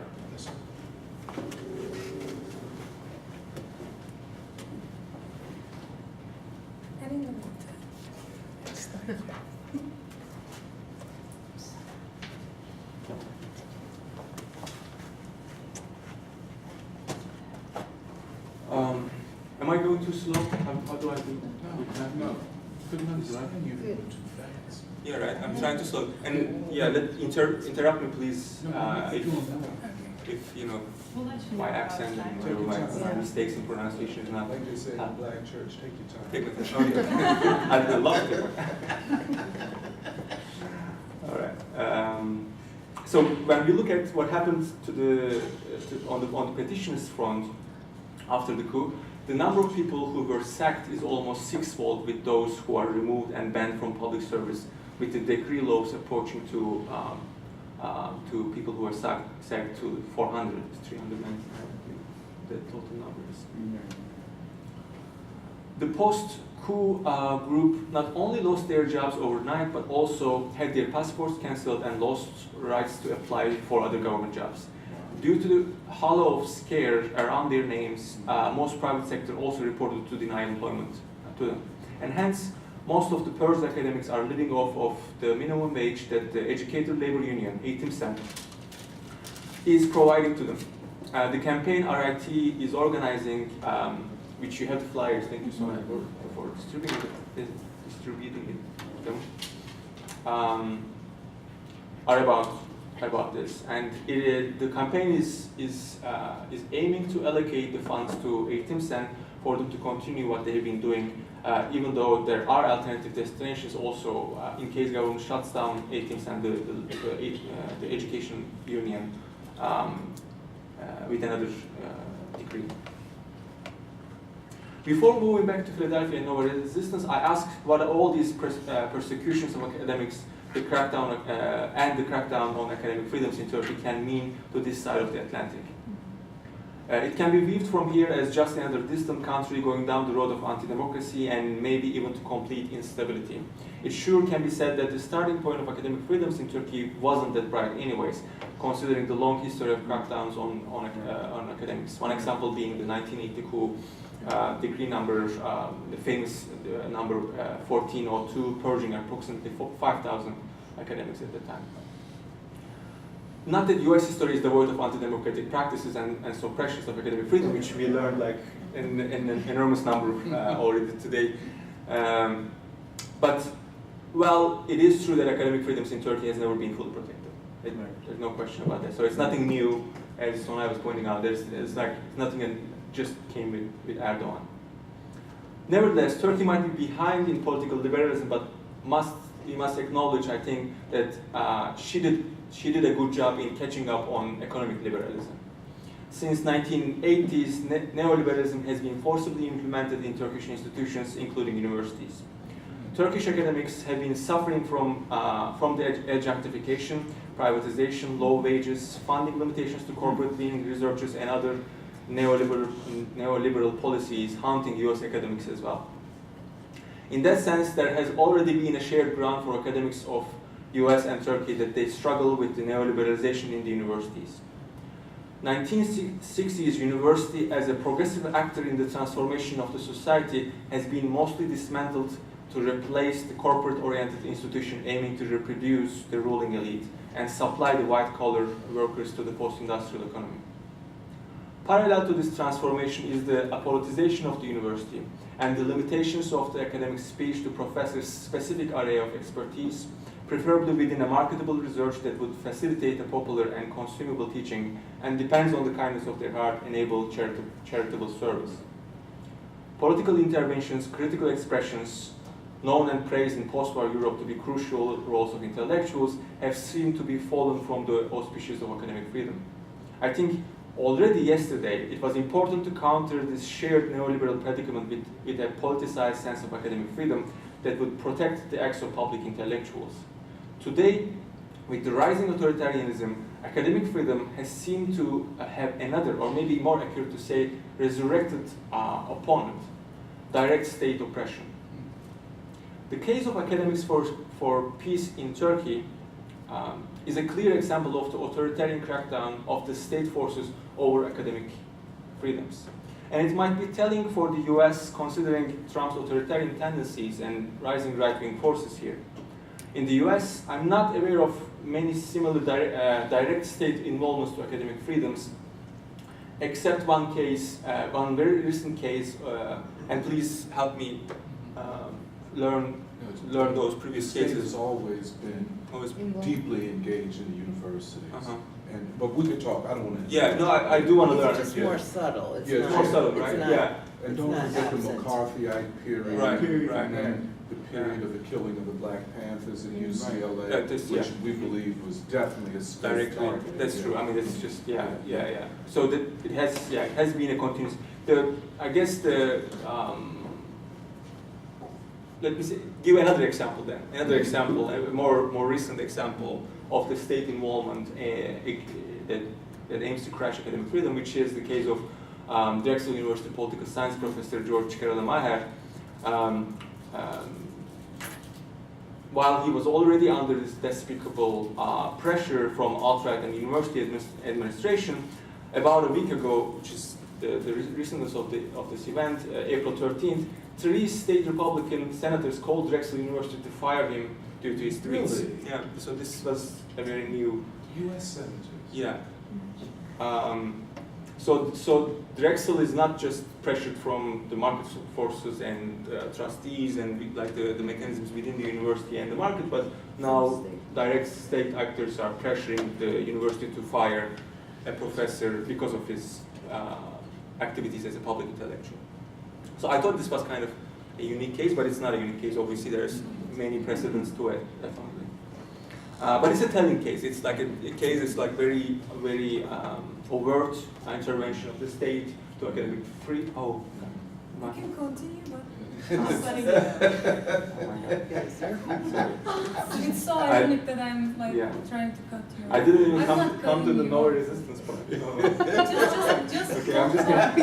Just I'm talk just- about You it. didn't get to the good part. Yeah, the more familiar part. Okay. Too slow, right? 3 minutes. Okay, I'm gonna. So while he was already under this kind of pressure, this happened. The senators has been attacking him, and this I think marks an important turning point. The result of their attempt, I think, will be decisive in closing off or letting go of future infringements on academic freedoms under the Trump administration. In that sense, I find it extremely important to defend Kerala-Maher as the front line against, as at least one of the front lines against further attacks on academic freedom, which most probably will be worse in the Trump era.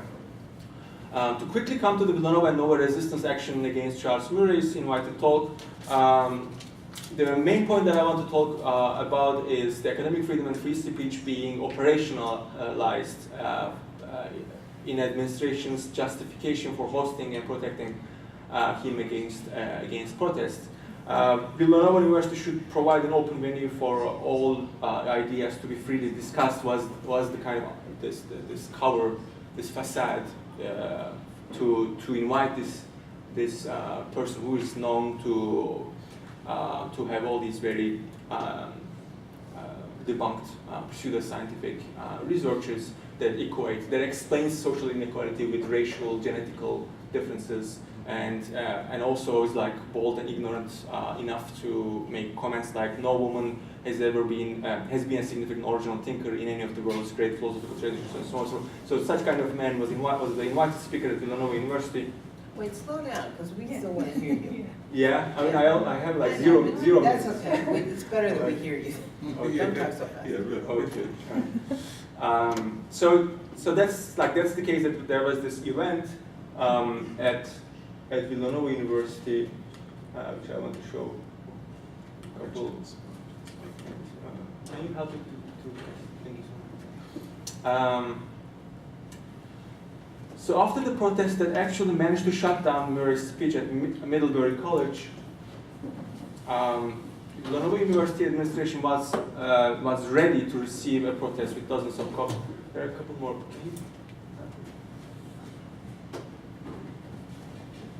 Yeah, this is the Middlebury protest that Murray's speech was actually was halted. At Villanova University, we only managed to unfortunately interrupt it. And one of the reasons why this was the case was there's so many cops and cop cars and vans outside the venue waiting for the protests. Nevertheless, not only Nova resistance, but also a number of other individuals disrupted the event with banners and chanting. I have only witnessed the protest by the Nova resistance because I was also escorted out from the conference hall by the police, but I read afterwards that there were other individuals who have opened banners and protested within the conference hall as well. The striking fact was the overwhelming negative sentiment against the protest that was expressed as defense of freedom of speech and academic freedom. That is the point that I kind of want to make. Among several interruptions to the protesters, one by tearing down the big banner that reads "Free Hate Speech," and several smaller ones, a man lashed out to the protesters, shouting that he wants to honor the right of free speech of Charles Murray, despite that he doesn't know that what Murray had written before. All he wants to do is to listen what he has to say. So that sentiment echoed in the room a number of times, and it's actually the protesters who are the haters, that they are the ones interrupting the free speech and so forth. So what I found most telling was that the bulk of the audience, administration, and the media buy into the idea that the disruption of a scientist's, quote-unquote, scientist's speech is more hateful and destructive than the actual hate speech covered under scientific discourse, which might be the most terrifying kind of hate speech, being covered under scientific discourse. So I think underneath the will to listen, Murray, by a neoconservative, neoliberal audience, there is this desire to find naturalistic explanations, hence justifications to the enormous inequality in the society. But that aside, to keep focused on academic freedom, I think the way protests was countered with appeal to free speech and free market of all types of ideas was made possible by the abstract right of freedom of speech and academic freedom. Its sweeping definition allows them to overlook the concrete relations of domination between poor and rich in a class society, men and women in a patriarchal society, white and people of color in a regime of white supremacy, and provide university protection to the domineering discourse of the dominant. The all in the all types of ideas supposed to be constituting a free market is already a limited all by the current relations of domination, and academic freedom is meaningful when it allows academics to challenge and change that limitation. Thank you. Yes.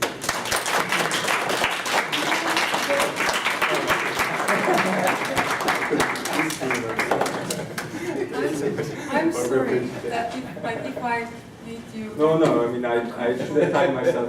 Yeah. So we will have the Q&A session for some time. But like, I just, can I say one thing real quick? Intelligible and- Before we get started, I just want to say that, I mean, I know a lot of us have different stories, but I do want to acknowledge one more story that just walked in the house. That's Miss Divya Nair and her struggle, her students, and the demilitarization of Community College in Philadelphia. This was what year? Oh, been, year, 2014, 2015, 2014 or so. I think it was 2015. Yeah, and she protested and organized students to protest against the relationship between the Criminal Justice Department and Philly Police District? Police Department, Yes, yeah. there you go. So Oh, I just wanted to acknowledge that you're also here. well, But since you asked me, I'll give a speech. I wasn't really thinking about it just now, but I was more interested in hearing what everyone else had to say. Yeah, so we protested the police department tabling at Community College of Philadelphia, which we saw as a targeted practice.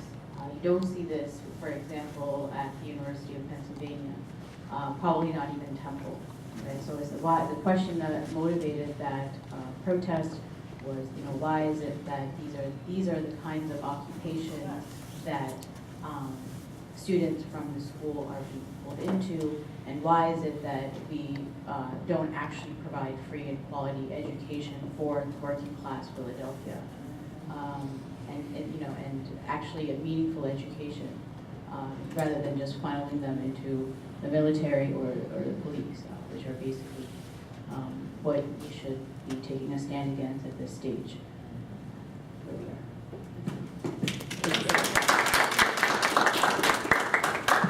so I'm around if you need the mic. I'm speaking.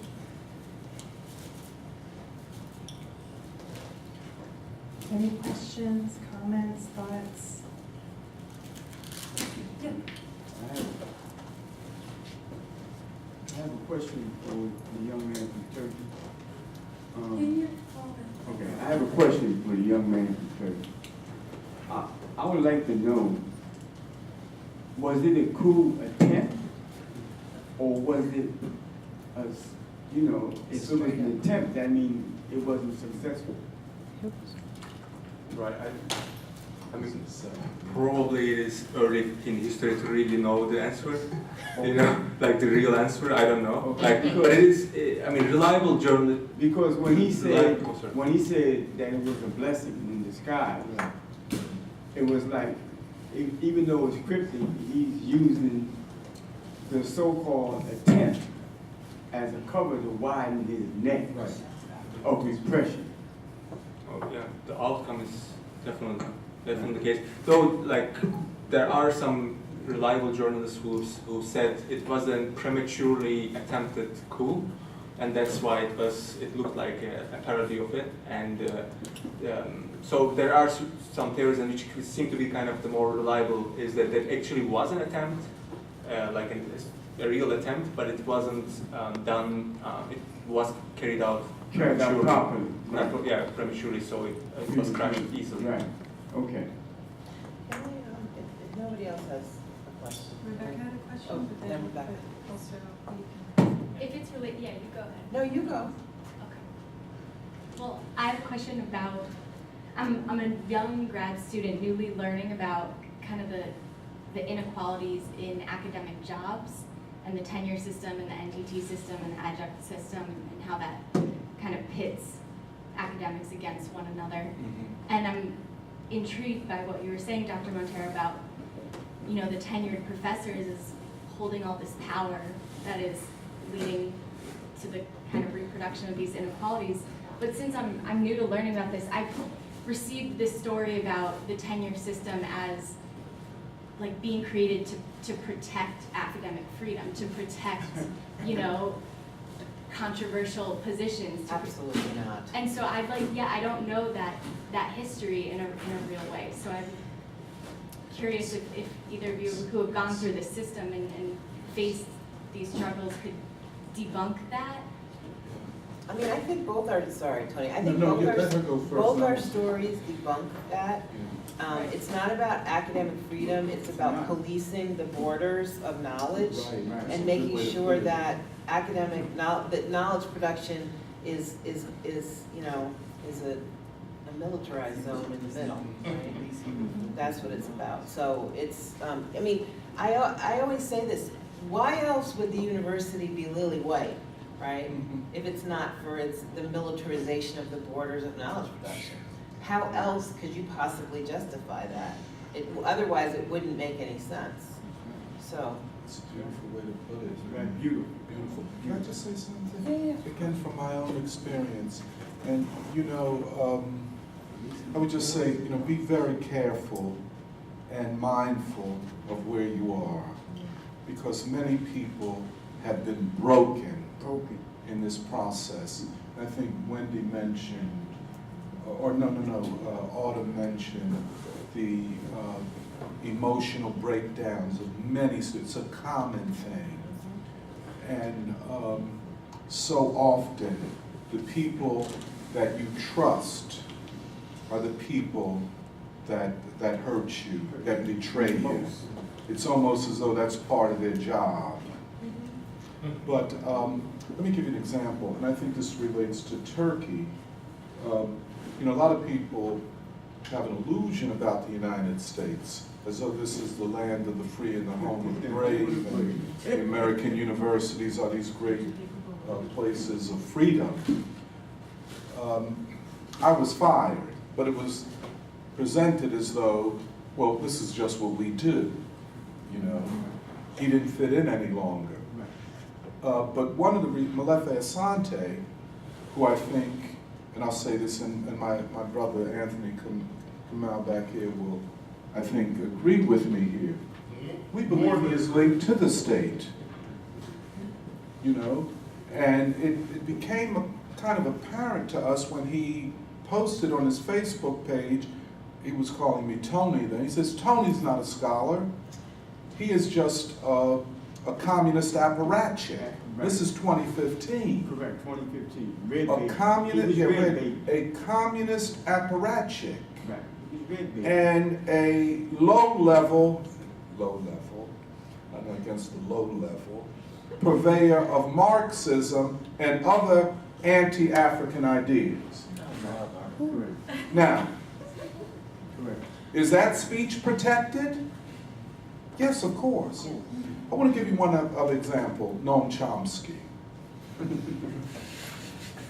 You know, I was very fortunate to have great people, you know, helping me in this. Among them, Mark Lewis Taylor, professor at Princeton Theological Seminary, and Jonna Fernandez, as well as others. But they were really very good. And you know, some 300 professors and intellectuals, at least, came out, signed a letter petitioning the president and the board of trustees, reverse this injustice. Among them, I mean, well, Cornell and Angela, of course, but also Chris Hedges, and I can't remember just a stellar list from multiple disciplines. And we approached Noam Chomsky in the beginning. And here's where, hey Wendy, the color line. yeah. Study Noam Chomsky on race. Race. It's like his jaws get tight when he has to talk about black people, Right, you know, below him. right. He said to Mark, he said, well, you know, I don't see any, my contacts at Temple said there are no politics involved in this. And this is a guy that had just written an article, or soon after that statement had written an article in Counterpunch about the very issues that were confronting me. But I am invisible to him because Right. of who I am. But Noam Chomsky is an academic gatekeeper. Right. He's a gatekeeper. What is important and what is not important. And that's why when Autumn asked me, I said I can't rely upon those who are linked to an unjust social system, by which I meant the university. One other example. Very good friend of mine around here. When I asked her, and she was working in the dean's office at that time, I said, so-and-so, and so, I won't mention her name. Why don't you come out and support me? You're attacking the university. I said, I'm not attacking the, well, that wouldn't be a bad thing either. I said, I'm not attacking the university, I'm attacking gentrification. Aren't you against it? But the very idea, believe me, that a black person would stand up and say that there's something profoundly wrong here is enough to give cover to white folk who don't believe black people should be here anyway. Certainly not speaking up. Yeah, and certainly not speaking out. Because it is they who are the final judge of what is academic knowledge. And of course, Molefe Asante, and everybody knows this is a joke, but he fits in why? Dummy down black people. Don't build alliances between blacks and Turkish and Indians and whites and Palestinians. You know, this insult, this ghetto that you call Africology. And keep black people talking about hip hop and not the pressing issues of poverty and so on. But I'll just stop there. But this is, you know, and the thing is, we have to share these stories. Talking is very, very important. You can't read about this. This is not an academic article. And just this kind of, and people like Wendy, we're on the outside, happily so, like Baldwin, like Du Bois, you know what I'm saying? It is from the margins that you see it better. It is from within the veil that you see whiteness and its practices. So when we talk and we share and so on and so forth, it strengthens all of us. Forgive me for my long answer. Thank you for sharing this. Are there any questions? And Okay. If you have, No. I can talk. I mean, I wanted to ask you a question, so you can. I want, you know, like you're saying that the knowledge that is produced within the university is very narrow and very, like, the borders are policed. Right. And there are these, you know, young students who come here, they come here looking for breadth, and they come here to explore ideas and to, you know, learn about their place in the world and learn how to change the world. And I can see sort of how there is no very strong student movement. At least I study at Penn, and there's really no student protest on campus. So I'm just wondering, what are the ways in which you see, you know, students being, other ideas being accessible to students, while there are, you know, the professors within the university, you know, there are exceptions who try to, you know, speak about things that are not permitted, but overwhelmingly it's the same sort of narrative. So I was just wondering what you think about, you know, the future of like student movements and how those can be built. I think that, for one thing, what I find is that students have no idea that another world is possible, right? Students just do not get it. They think that there's something called human nature, and that this is the way it is, and this is the way it's always going to be, right? And so that's, I think, you know, in my ridiculous job in intellectual heritage, what I do is tell them, no, that's not the case, and here is why. So, but I also feel like one of the things about the neoliberal university that I can mark as different from my own time in college, I was supposed to graduate in '83, but I graduated in '85, is that like the speed up in time.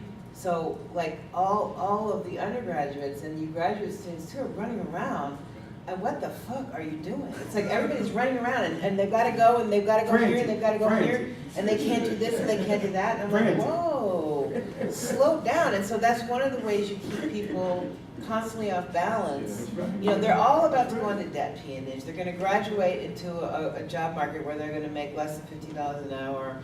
So what do you do to keep, you know, to change the subject? And those are all some of the things that I see. But, you know, I think the Free School is an example. I think that Stadium Stompers, which is a coalition of community members and students, is another. We have to move this struggle off campus, because, you know, it's not gonna happen here in these walls. But can I also just say one other thing? I wanna say that I am a member of the union. I'm hoping to get elected to the Adjunct Constituency Council.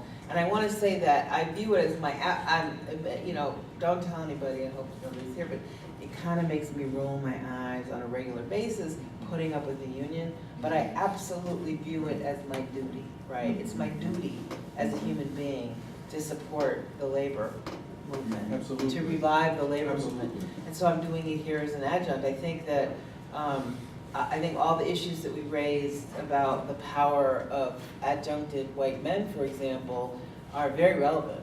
But I just want to let all of you know that I'm in that struggle. I'm not And let me seeing tell that you, I ground. support the union by principle critique of it. Yes, And absolutely. let me just say another thing. It has to be both. You have to fight within and And out, outside. absolutely. Bring And I it am, down. and I am fighting Yeah, in yeah, and in and out. out, in and out, Yeah. yeah.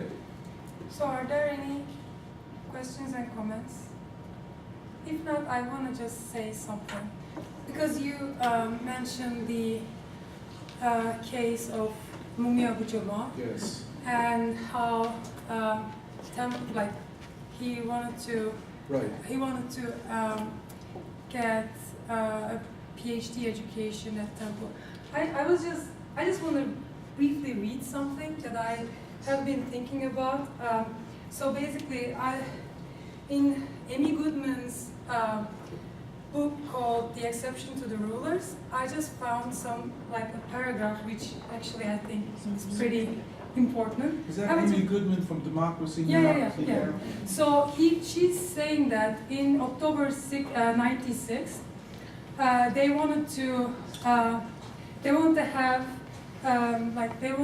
establish a radio connection. Like Right. they Yes. wanted to establish a radio broadcast with them. Of Mumia, And yes. and I'm quoting, minutes before the first broadcast, the 12 stations in Pennsylvania owned by Temple University that aired Democracy Now! Pulled our show entirely and ended their contract with the Pacifica Network.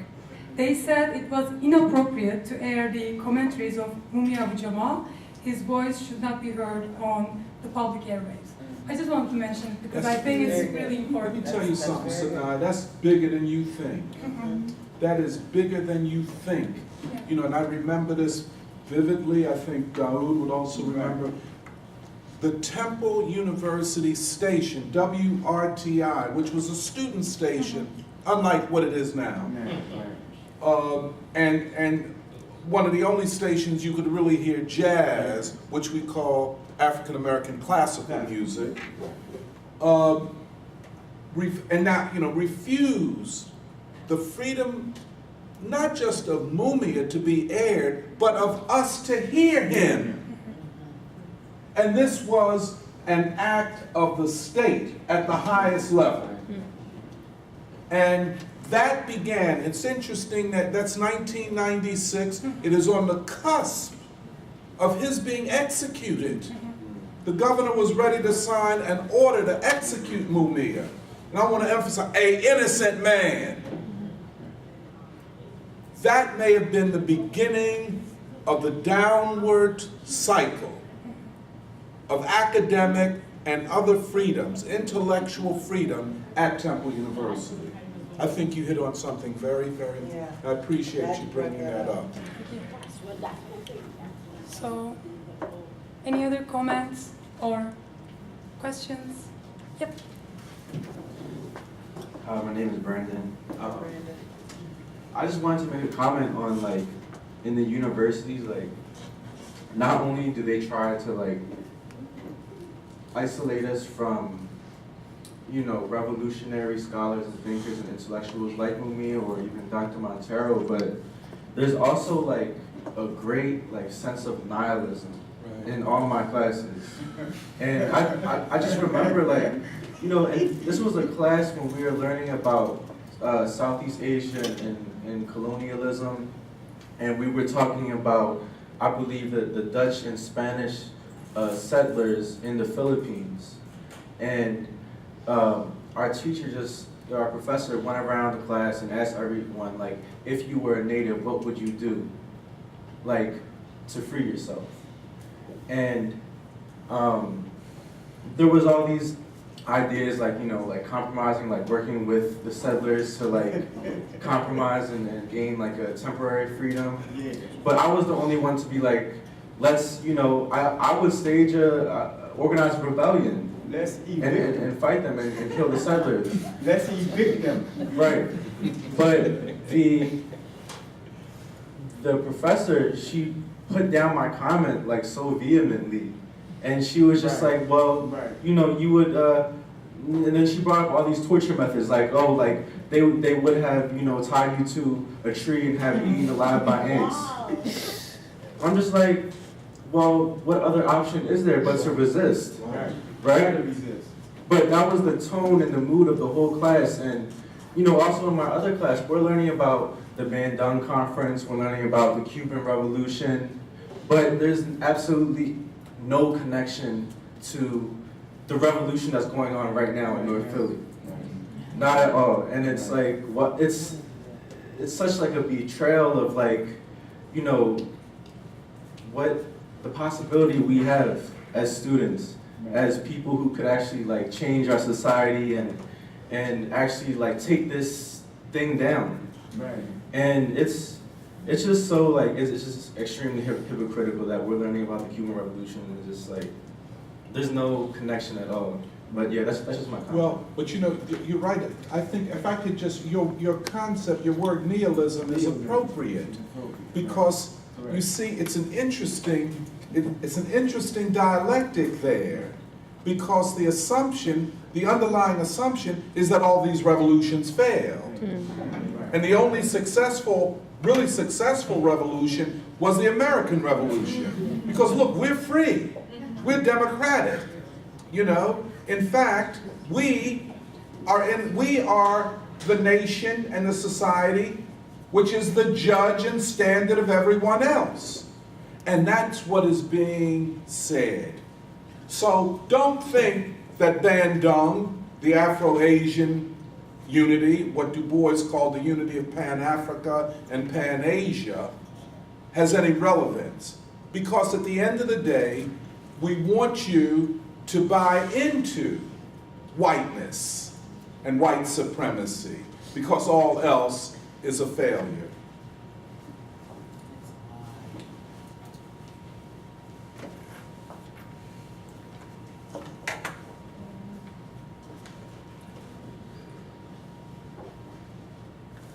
But when you talk about revolution here in the United States, Right. that's all a part of the confidence game. Just like you said, the confidence game gets you to buy into this wholeheartedly, blindly, and don't question nothing. Absolutely. Absolutely. And its role in the world. That's right. And see, I agree with Wendy. It is the buying into the fetish of whiteness. That's right. Correct. The buying into whiteness. And thus anti-blackness. Correct. That's the dialectic. We That's it. can't escape That's this. it. That's the dialectic. And I would say the great struggle of our time is the ideological struggle. And that's where students, undergraduates and play such a huge role. And the control of the graduate students is really important. Right. Because if the graduate students can liberate themselves from the directors of their dissertations, you know, and that is you'll find out. If you liberate yourself from their conservative and neoliberal ideas, then you can unite better with the undergraduate students and with the community. Right. One of the things that we notice, undergraduates are very active. In spite of the difficulty of student organizing, Wendy, it's more difficult than it's ever been. That's why I respect what Brandon and his colleagues are doing. Yeah. Right. Because they don't get support from their professors. Right. Frankly, they don't get a lot of support from the adjuncts, sadly. The graduate students don't really, so what they're doing is on their own, and they're magnificent. Their own strength. That's right, their own strength and their own will to free humanity. That's the thing of black and brown. It's Van Damme all over again. All over again. And they're talking about not just freeing themselves as students, but freeing humanity. And they're concerned about the world. And if the graduate students could liberate themselves, it would be a great achievement, which means abandoning personal ambition for a greater cause. And that greater cause is what I see in the Black-Brown Coalition here, you know, and that is the cause of human liberation. And can I just follow up? Sorry. I know I talk too much, but. No, you don't. So. No, you don't. Okay, Okay, all right.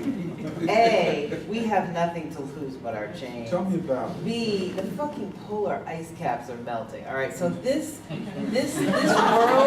this society is over. And like Gil Scott And it Heron is- said, and Whitey's on the moon. Exactly. And so we really have no choice now but to figure out what we're going to transmit to those who come after us. Right.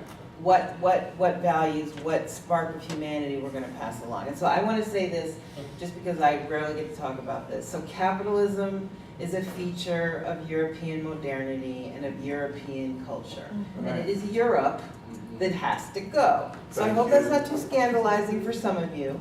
I don't mean Europe as a geography or as a demography, but I do mean Europe as an ideology, right? So there's no way within the academy that we can ever get to that because it is so bound by Europe everywhere we turn around, right? There's no place else to look, and if you do, you get booted out, you get purged, like Tony and I, or you get ridiculed. You're stupid, right? And we're not stupid. That is for sure. So anyway, that's all I want to say. Okay, bye.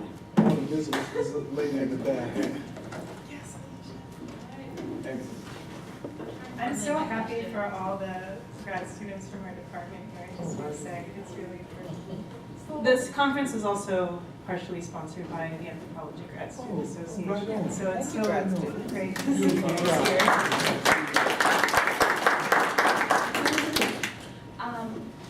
So I have a question and I'm having trouble formulating it, and it's not really informed, and just something I was wondering and hearing people talk and maybe like how is that connected. But one thing that sort of puzzles me here at Temple is, so I, as a grad student, I'm taking 3 classes, and that's a lot for me, and it's just like the most I could take to really learn from my professors, sort of connect with them, and to like really take the material to heart. But I have undergrad students in my class I'm TAing who are taking like 6 classes, and my question is, how can they learn anything, get any of this material if they're taking 6 classes? And I feel like Temple promotes that because of like how much credits the courses are worth. Foreign fly or It's flying ridiculous. Yeah. Like, I'm in a wonderful class with Dr. Levi, and she's assigning so much readings that are so important. It's an anthropology class on gender and sexuality, but I don't feel like any of the students have time to read it because of their course load. And I just think that's a shame, and I feel like that sort of just reflects like Temple's values. They just want them out, and students just want to come in and come out, and they don't really absorb anything, is I think the way it's structured. And I don't know if how that relates to what we're saying, but Oh, it maybe relates. students can't really connect with their mentors because just their course load. Yeah, that's a really, really good point. It's part of this like busy, everybody's running around with without their, can't tell what's going on. And in intellectual heritage, nobody ever reads anything. I plan my entire syllabus around my performance of the, of whoever I'm gonna do, because, so it's really, really different from when both I was a graduate student and when I was an undergraduate student. Busy work. Yeah. Busy work. And what's the point of what they're studying anyway? Like what is, getting a college degree is such a useless waste of time. People aren't learning, they're not learning to think critically, and the polar ice caps are melting. Humanity is dying, and people are sitting around talking about what? What's the point? Sorry, Steve. That's okay. So I'm Stephen in the Department of English and TAUP. I guess one thing I'd want to add to this very interesting question about course, first of all, generally one assigns more in a graduate course than an undergraduate course, but they're still taking too many courses. And I think what we have to talk about there, and it's probably occurred to most of you already, is student indebtedness. Right? So that, right, they want to get out, and who can blame them in a sense, right? On two grounds. One, because the state has enormously disinvested in higher ed, particularly on the state system. I mean, right now, this university, when Temple joined the state system, I'm not trying to paint a rosy picture of the past, but when Temple joined the state system in the 60s, what we were told is that state support would always make up 2/3, never drop under 2/3 of our operating budget. Do you know what it is now? 18%. 18%. We now get less, 1/3 less in real dollars from the state than we did in 2000. Now we bounced back when Corbett tried to cut us in half, and we got that cut. We bounced back a little bit. So I think any discussion of why our students, our undergraduate students in particular, feel so pressed. And then we have the flip side. What are they getting out of their courses? What value are they getting out of their courses? How is it teaching them to not only get the jobs, and that's a whole other question about what the structure of employment is in the United States right now, but to ask and answer at least ask the questions that should matter most to them. And some of those they have to formulate for themselves. And unfortunately, the system that we've set up in many respects, and I am less radical than some of the people up on the stage. But why? Why are you less radical than us? Just because some of the questions I ask are a little different, but I want to make common cause with whoever I can make common cause with. And I can be persuaded. Yeah. I want to wrap this up quickly. I think that,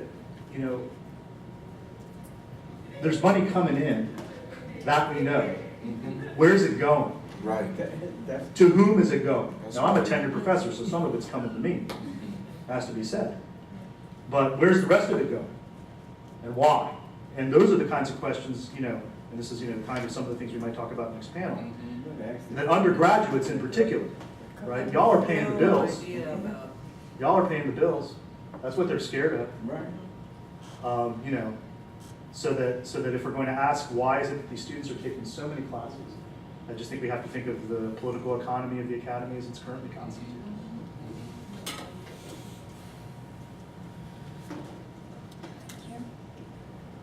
Oh, I was just, it was tied to that, just wanted to say, the money is there, and it's really, at the end of the day, I think someone brought this up in their presentation, we have to think about why tenure even exists, and what it represents, and how is it that, what is tenure, and how do you get there?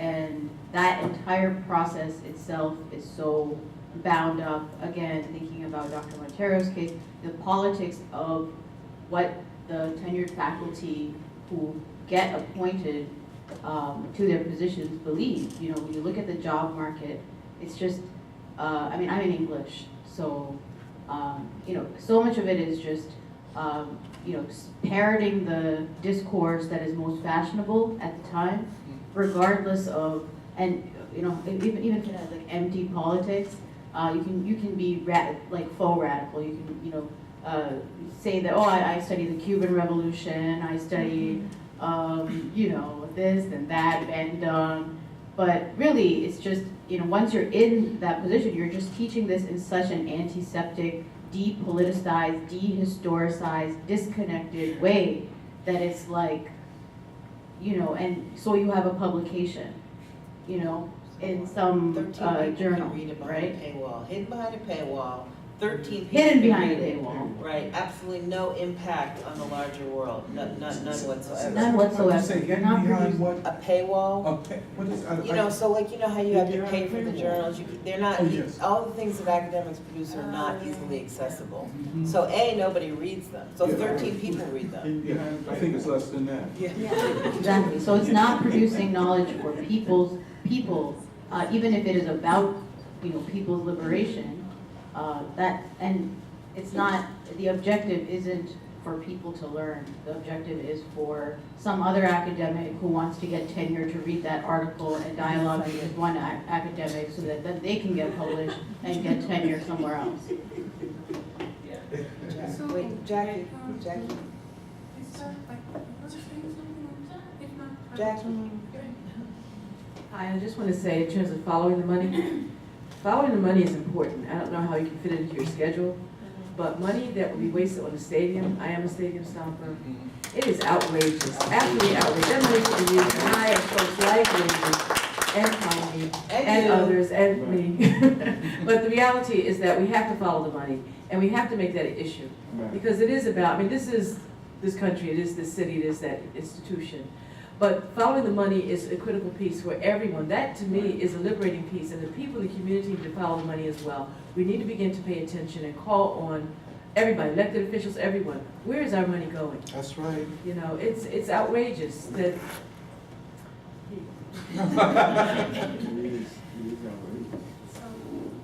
I think Emerson did. Oh, I'm sorry. Oh, just, Go ahead. it's more a comment. I'm from Colombia, Latin America. When I come into North Philadelphia, the impact or my perception about North American society. For us, it's the most powerful country in the world.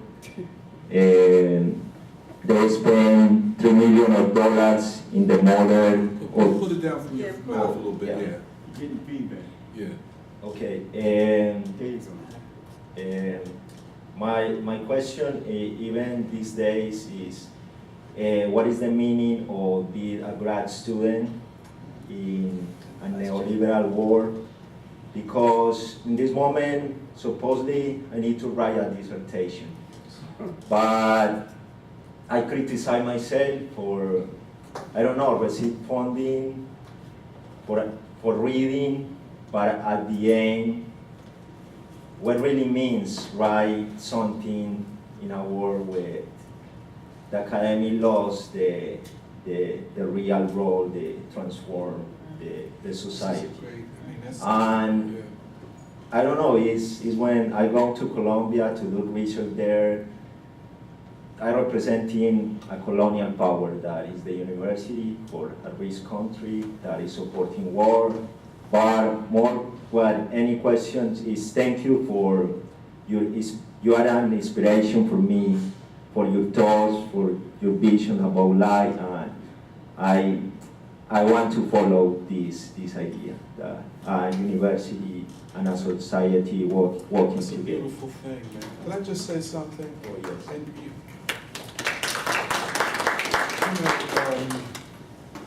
it's a beautiful way that you put it, because you put the moral questions ahead of everything else. And you know, there are a lot of people that I'm guided by in the way I try to morally situate myself. Of course, Baldwin, of course, Du Bois, but also Jean-Paul Sartre.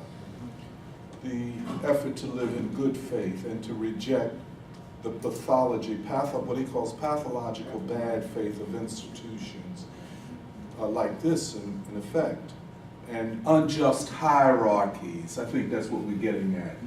Unjust hierarchies and unjust authority that is amoral and immoral and selfish and egotistical, which then causes the dreamer, the graduate and undergraduate students who are filled with hope and dreams, when they face the personification, not just the abstract bad faith, but in someone that they put trust in institutions they put trust in, then what do? And this is a huge question. One, I think that the development of collectivities like this, where we support one another, we're not in competition with one another. The other thing is what we try to do every Saturday in the free school at the Church of the Advocate, which began here, by the way, and then suddenly there are no rooms available. But it's a good, beautiful thing that we're at the Church of the Advocate, much better, by the way. But I think solidarity between people who are guided by the same moral principles and have the same purposes in life, I think that's the key. Okay, let's see, Orange. Okay. I have a few comments, and you guys can, is that okay? I'm not in charge. Oh, I know we're hungry and lunch just came. I have a, You're such an intimidating president for graduates. I have so many comments and so many, I feel like any one of the things that we talked about, that we heard about, can go into so many, like all conferences and panels on themselves. So I'm just gonna throw a whole bunch out there and maybe we can have some closing comments and then each. So the first thing is that, like speaking to this idea about what tenured faculty mean to us, I think listening to Wendy and Tony has been really informative for me. Because we as graduate students are kind of in a bit of a bind when it comes to tenured faculty, because no one can serve on our committees unless they're tenured. So like we Well, have that's to, not true either. You can be graduate faculty. You can be graduate faculty. That's right. I'm sorry? You can graduate school if you petition to graduate school. Okay, You can become But our graduate faculty. chairs You can't have be an adjunct. You can't chair. Yeah. They don't have to be tenured, they have to be tenure track. Yeah.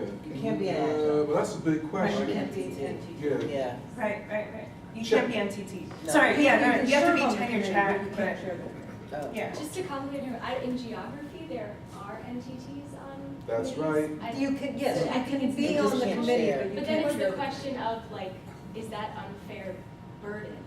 Probably. And they're teaching. If you're getting paid more. Whatever, Right. whether or not there are exceptions, generally we can say that, Yeah, that's. You're not getting paid more to do it. Oh, no. no. If we do it, it's It's like a service. volunteer work because we want to do your stuff and it makes us happy. And that's what's happening with me Yeah, and that's other, the only reason basically. that we serve, we don't get paid more. Right. We can apply for merit pay, but I haven't seen anybody specifically given merit pay because of serving on the graduate. It's certainly the case that 95, however, a very high percentage of every dissertation committee at the university is staffed by tenured and tenure track faculty. Yeah. That's true. Yeah, what she's saying is a stacked, Right. it's a biased situation. But I would say this, you can always challenge everything. And don't accept anything that is said. Believe me, I went to the associate provost for graduate, I forget his name, very interesting name, cat out of North Carolina, white guy. And he said, man, we do this all the time. But go ahead, I rudely interrupted you. No, that's fine. Those are really good points, and I appreciate it. But I think the point is coming from a really personal level. It's like, I think that, when we think of our committees, we're like, well, we have to be nice to them, and they should be nice to us. And like, I think I said this to Tony, that, we haven't been through that labor system where we're dealing with like tenured faculty yet. So it's like, okay, what is this actual structure? And I don't know if that's what you were talking about, Rebecca, but I do want to say that, like, as a graduate student, I think that, I've felt relatively free in the past 5-6 years, you know what I mean? Maybe not in the institution, but still free enough to do and say what I need to say and put myself out there in the ways that I'm comfortable. So I want to say that something that really resonated with me over the weekend, and unfortunately she's not here, but Kayla Watkins in the Free School gave an amazing speech about what it means to be an undergraduate, what it means to be overloaded with coursework, what it means to be dealing with depression, and like after this, at the end of the day, working 40 hours a week. and working, and doing internships, and like, and the question is like, where do you even think about revolutionary thought? To say nothing of unrevolutionary thought, but really, where's the time? And that's part of the process. That's why it's such a related question, what you had, Alicia. But the thing that resonated with me was she said, like, the fear of not being able to say what she wanted to say, and being afraid that she might sell out. And I think that that's something that resonated with me a lot, and I'm wondering when I would come up against these bumps, and like maybe I won't even ever get a tenure track job acceptance or Probably interview, not. so I'll probably just never have to deal with it. Probably not. Yeah. What are the chances before even coming to anything else? So that's just a personal note. The other thing is, so that's to say that I'm really grateful to Wendy and Tony for really bringing that home and like starting to point out like what this outline is. I think there are people, whatever, I won't go into all that. Go ahead. Go ahead. Yeah, go into it. No, Okay. no, I was just gonna say, I think that I might know a couple people who might say like, who will openly admit that this is what my job is, you know? What do you mean? Like to say that my job is to manage who comes in, who comes out, you know? Yeah. So, Well, even if they don't admit it, you can observe the function, the Right. behavior. Yeah, like I I mean, said. they don't have to admit it, they won't admit it. right. Culpability, I mean, you know. But like I said, just look at the lily whiteness of the whole thing, Yeah, just sure. to And then see that- how it's I mean, completely you don't have to say and anything totally else, excuse me. Yeah. I still have a lot to say. So let me, so the youth thing, I just want to say, maybe one of the comments I'd like to hear in terms of like, where do you think youth are versus now versus when you were You growing said up? youth, Students, right? Because there's a lot to say about that. I mean, students are doing some amazing things, Yes. but there are also some really scary things happening in the world now in terms of like not having like powerful alternatives and movements that existed in the 60s, 50s, 60s, 70s, before the Cold War era. So there's that. The other thing is that there's so much to talk about, and forgive me for focusing a lot on Tony's case just because I'm the most familiar with it, but I think that what really needs to be emphasized is the relationship between, and I might be overstepping my background, but I really feel like it's important to like highlight the relationship between Malefia Sante and the US organization and what that meant, like, and what Tony's dismissal from Temple University meant in terms of that relationship with the Black Panthers and the communists versus the US organization. And I don't think that, and I think when I learned that in the course of this campaign, just how significant this is, that even though this isn't, like, this is more than a social movement, this is a historical movement, you know, because the US organization, which Malefia Sante helped to found, was responsible for the murder of 2 Black Panthers, John Huggins and Bunchy Carter. So in what year, 1969? So I think that, that this clash, and I understand that, you were collaborating up until that, but this was something that eventually had to come out. The fact that that is what is succeeding right now, the fact that that's what's succeeding right now in African American studies, forgive me, I think that says a lot in terms of the relationship with the state that you had mentioned. It says a lot about what gets accepted and what doesn't. And it's linked to what was happening not just in African American studies, right? There is an ideological relationship between what's there now and then what's happening in the rest of the university. Because what was happening in African American studies wasn't just happening in African American studies. Now, I think Heather was here, but I mean, there are some other people, my brother who's not in the room anymore, so whatever. But what Dean Sufis was doing to African American studies was happening to all departments, right? She was coming down, she was taking space away from us, some of it went to Gus, we still love you guys. Well, actually, we've never forgiven you, And then came to the offices of established, and these were tenured faculty, but established scholars in our department, and looked at piles and piles and years and decades of work, that people had spaces that we'd use for graduate students, and just looked at it, went like this, and was like, what is this? Wow. Literally. Yes. Wow. Treated us, our department, with profound disrespect, right? But who was, so this wasn't just an African American studies thing, right? This was, Anthony was there too at that time, right? But the thing was, African American studies was the only department that mobilized around it, right?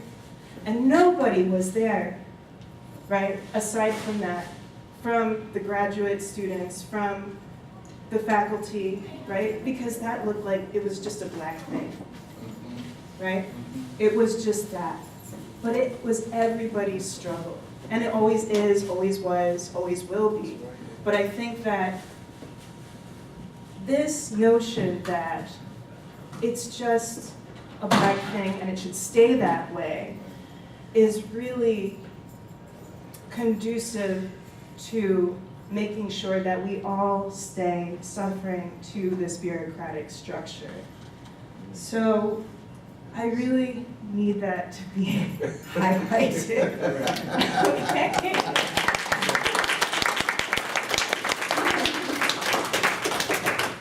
All right. Happy to say that. The other thing is, I want to draw a couple more out from our Turkish comrades here. Yes. And two things, you know, just to draw out the conversation a little bit more with some comments, and then we can eat. I remember that you were talking about defending Turkishness, you know, or offending Turkishness, you know, is like an offense. And my question was, like, could you find a cognate between that and, say, whiteness here in the United States and white supremacy? I know that Ezgi works on this issue to some degree, but Sonai or Chetan as well.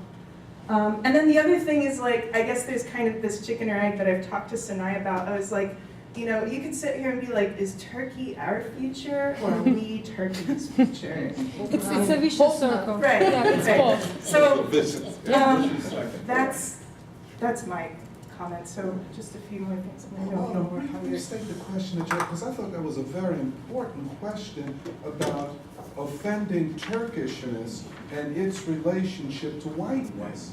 That is a deep question. I mean, you know, did you ask, you wanted him to respond to it? Or Any of did them, you- but Or Ezgi also Sonai, I mean, that's a listed- great question.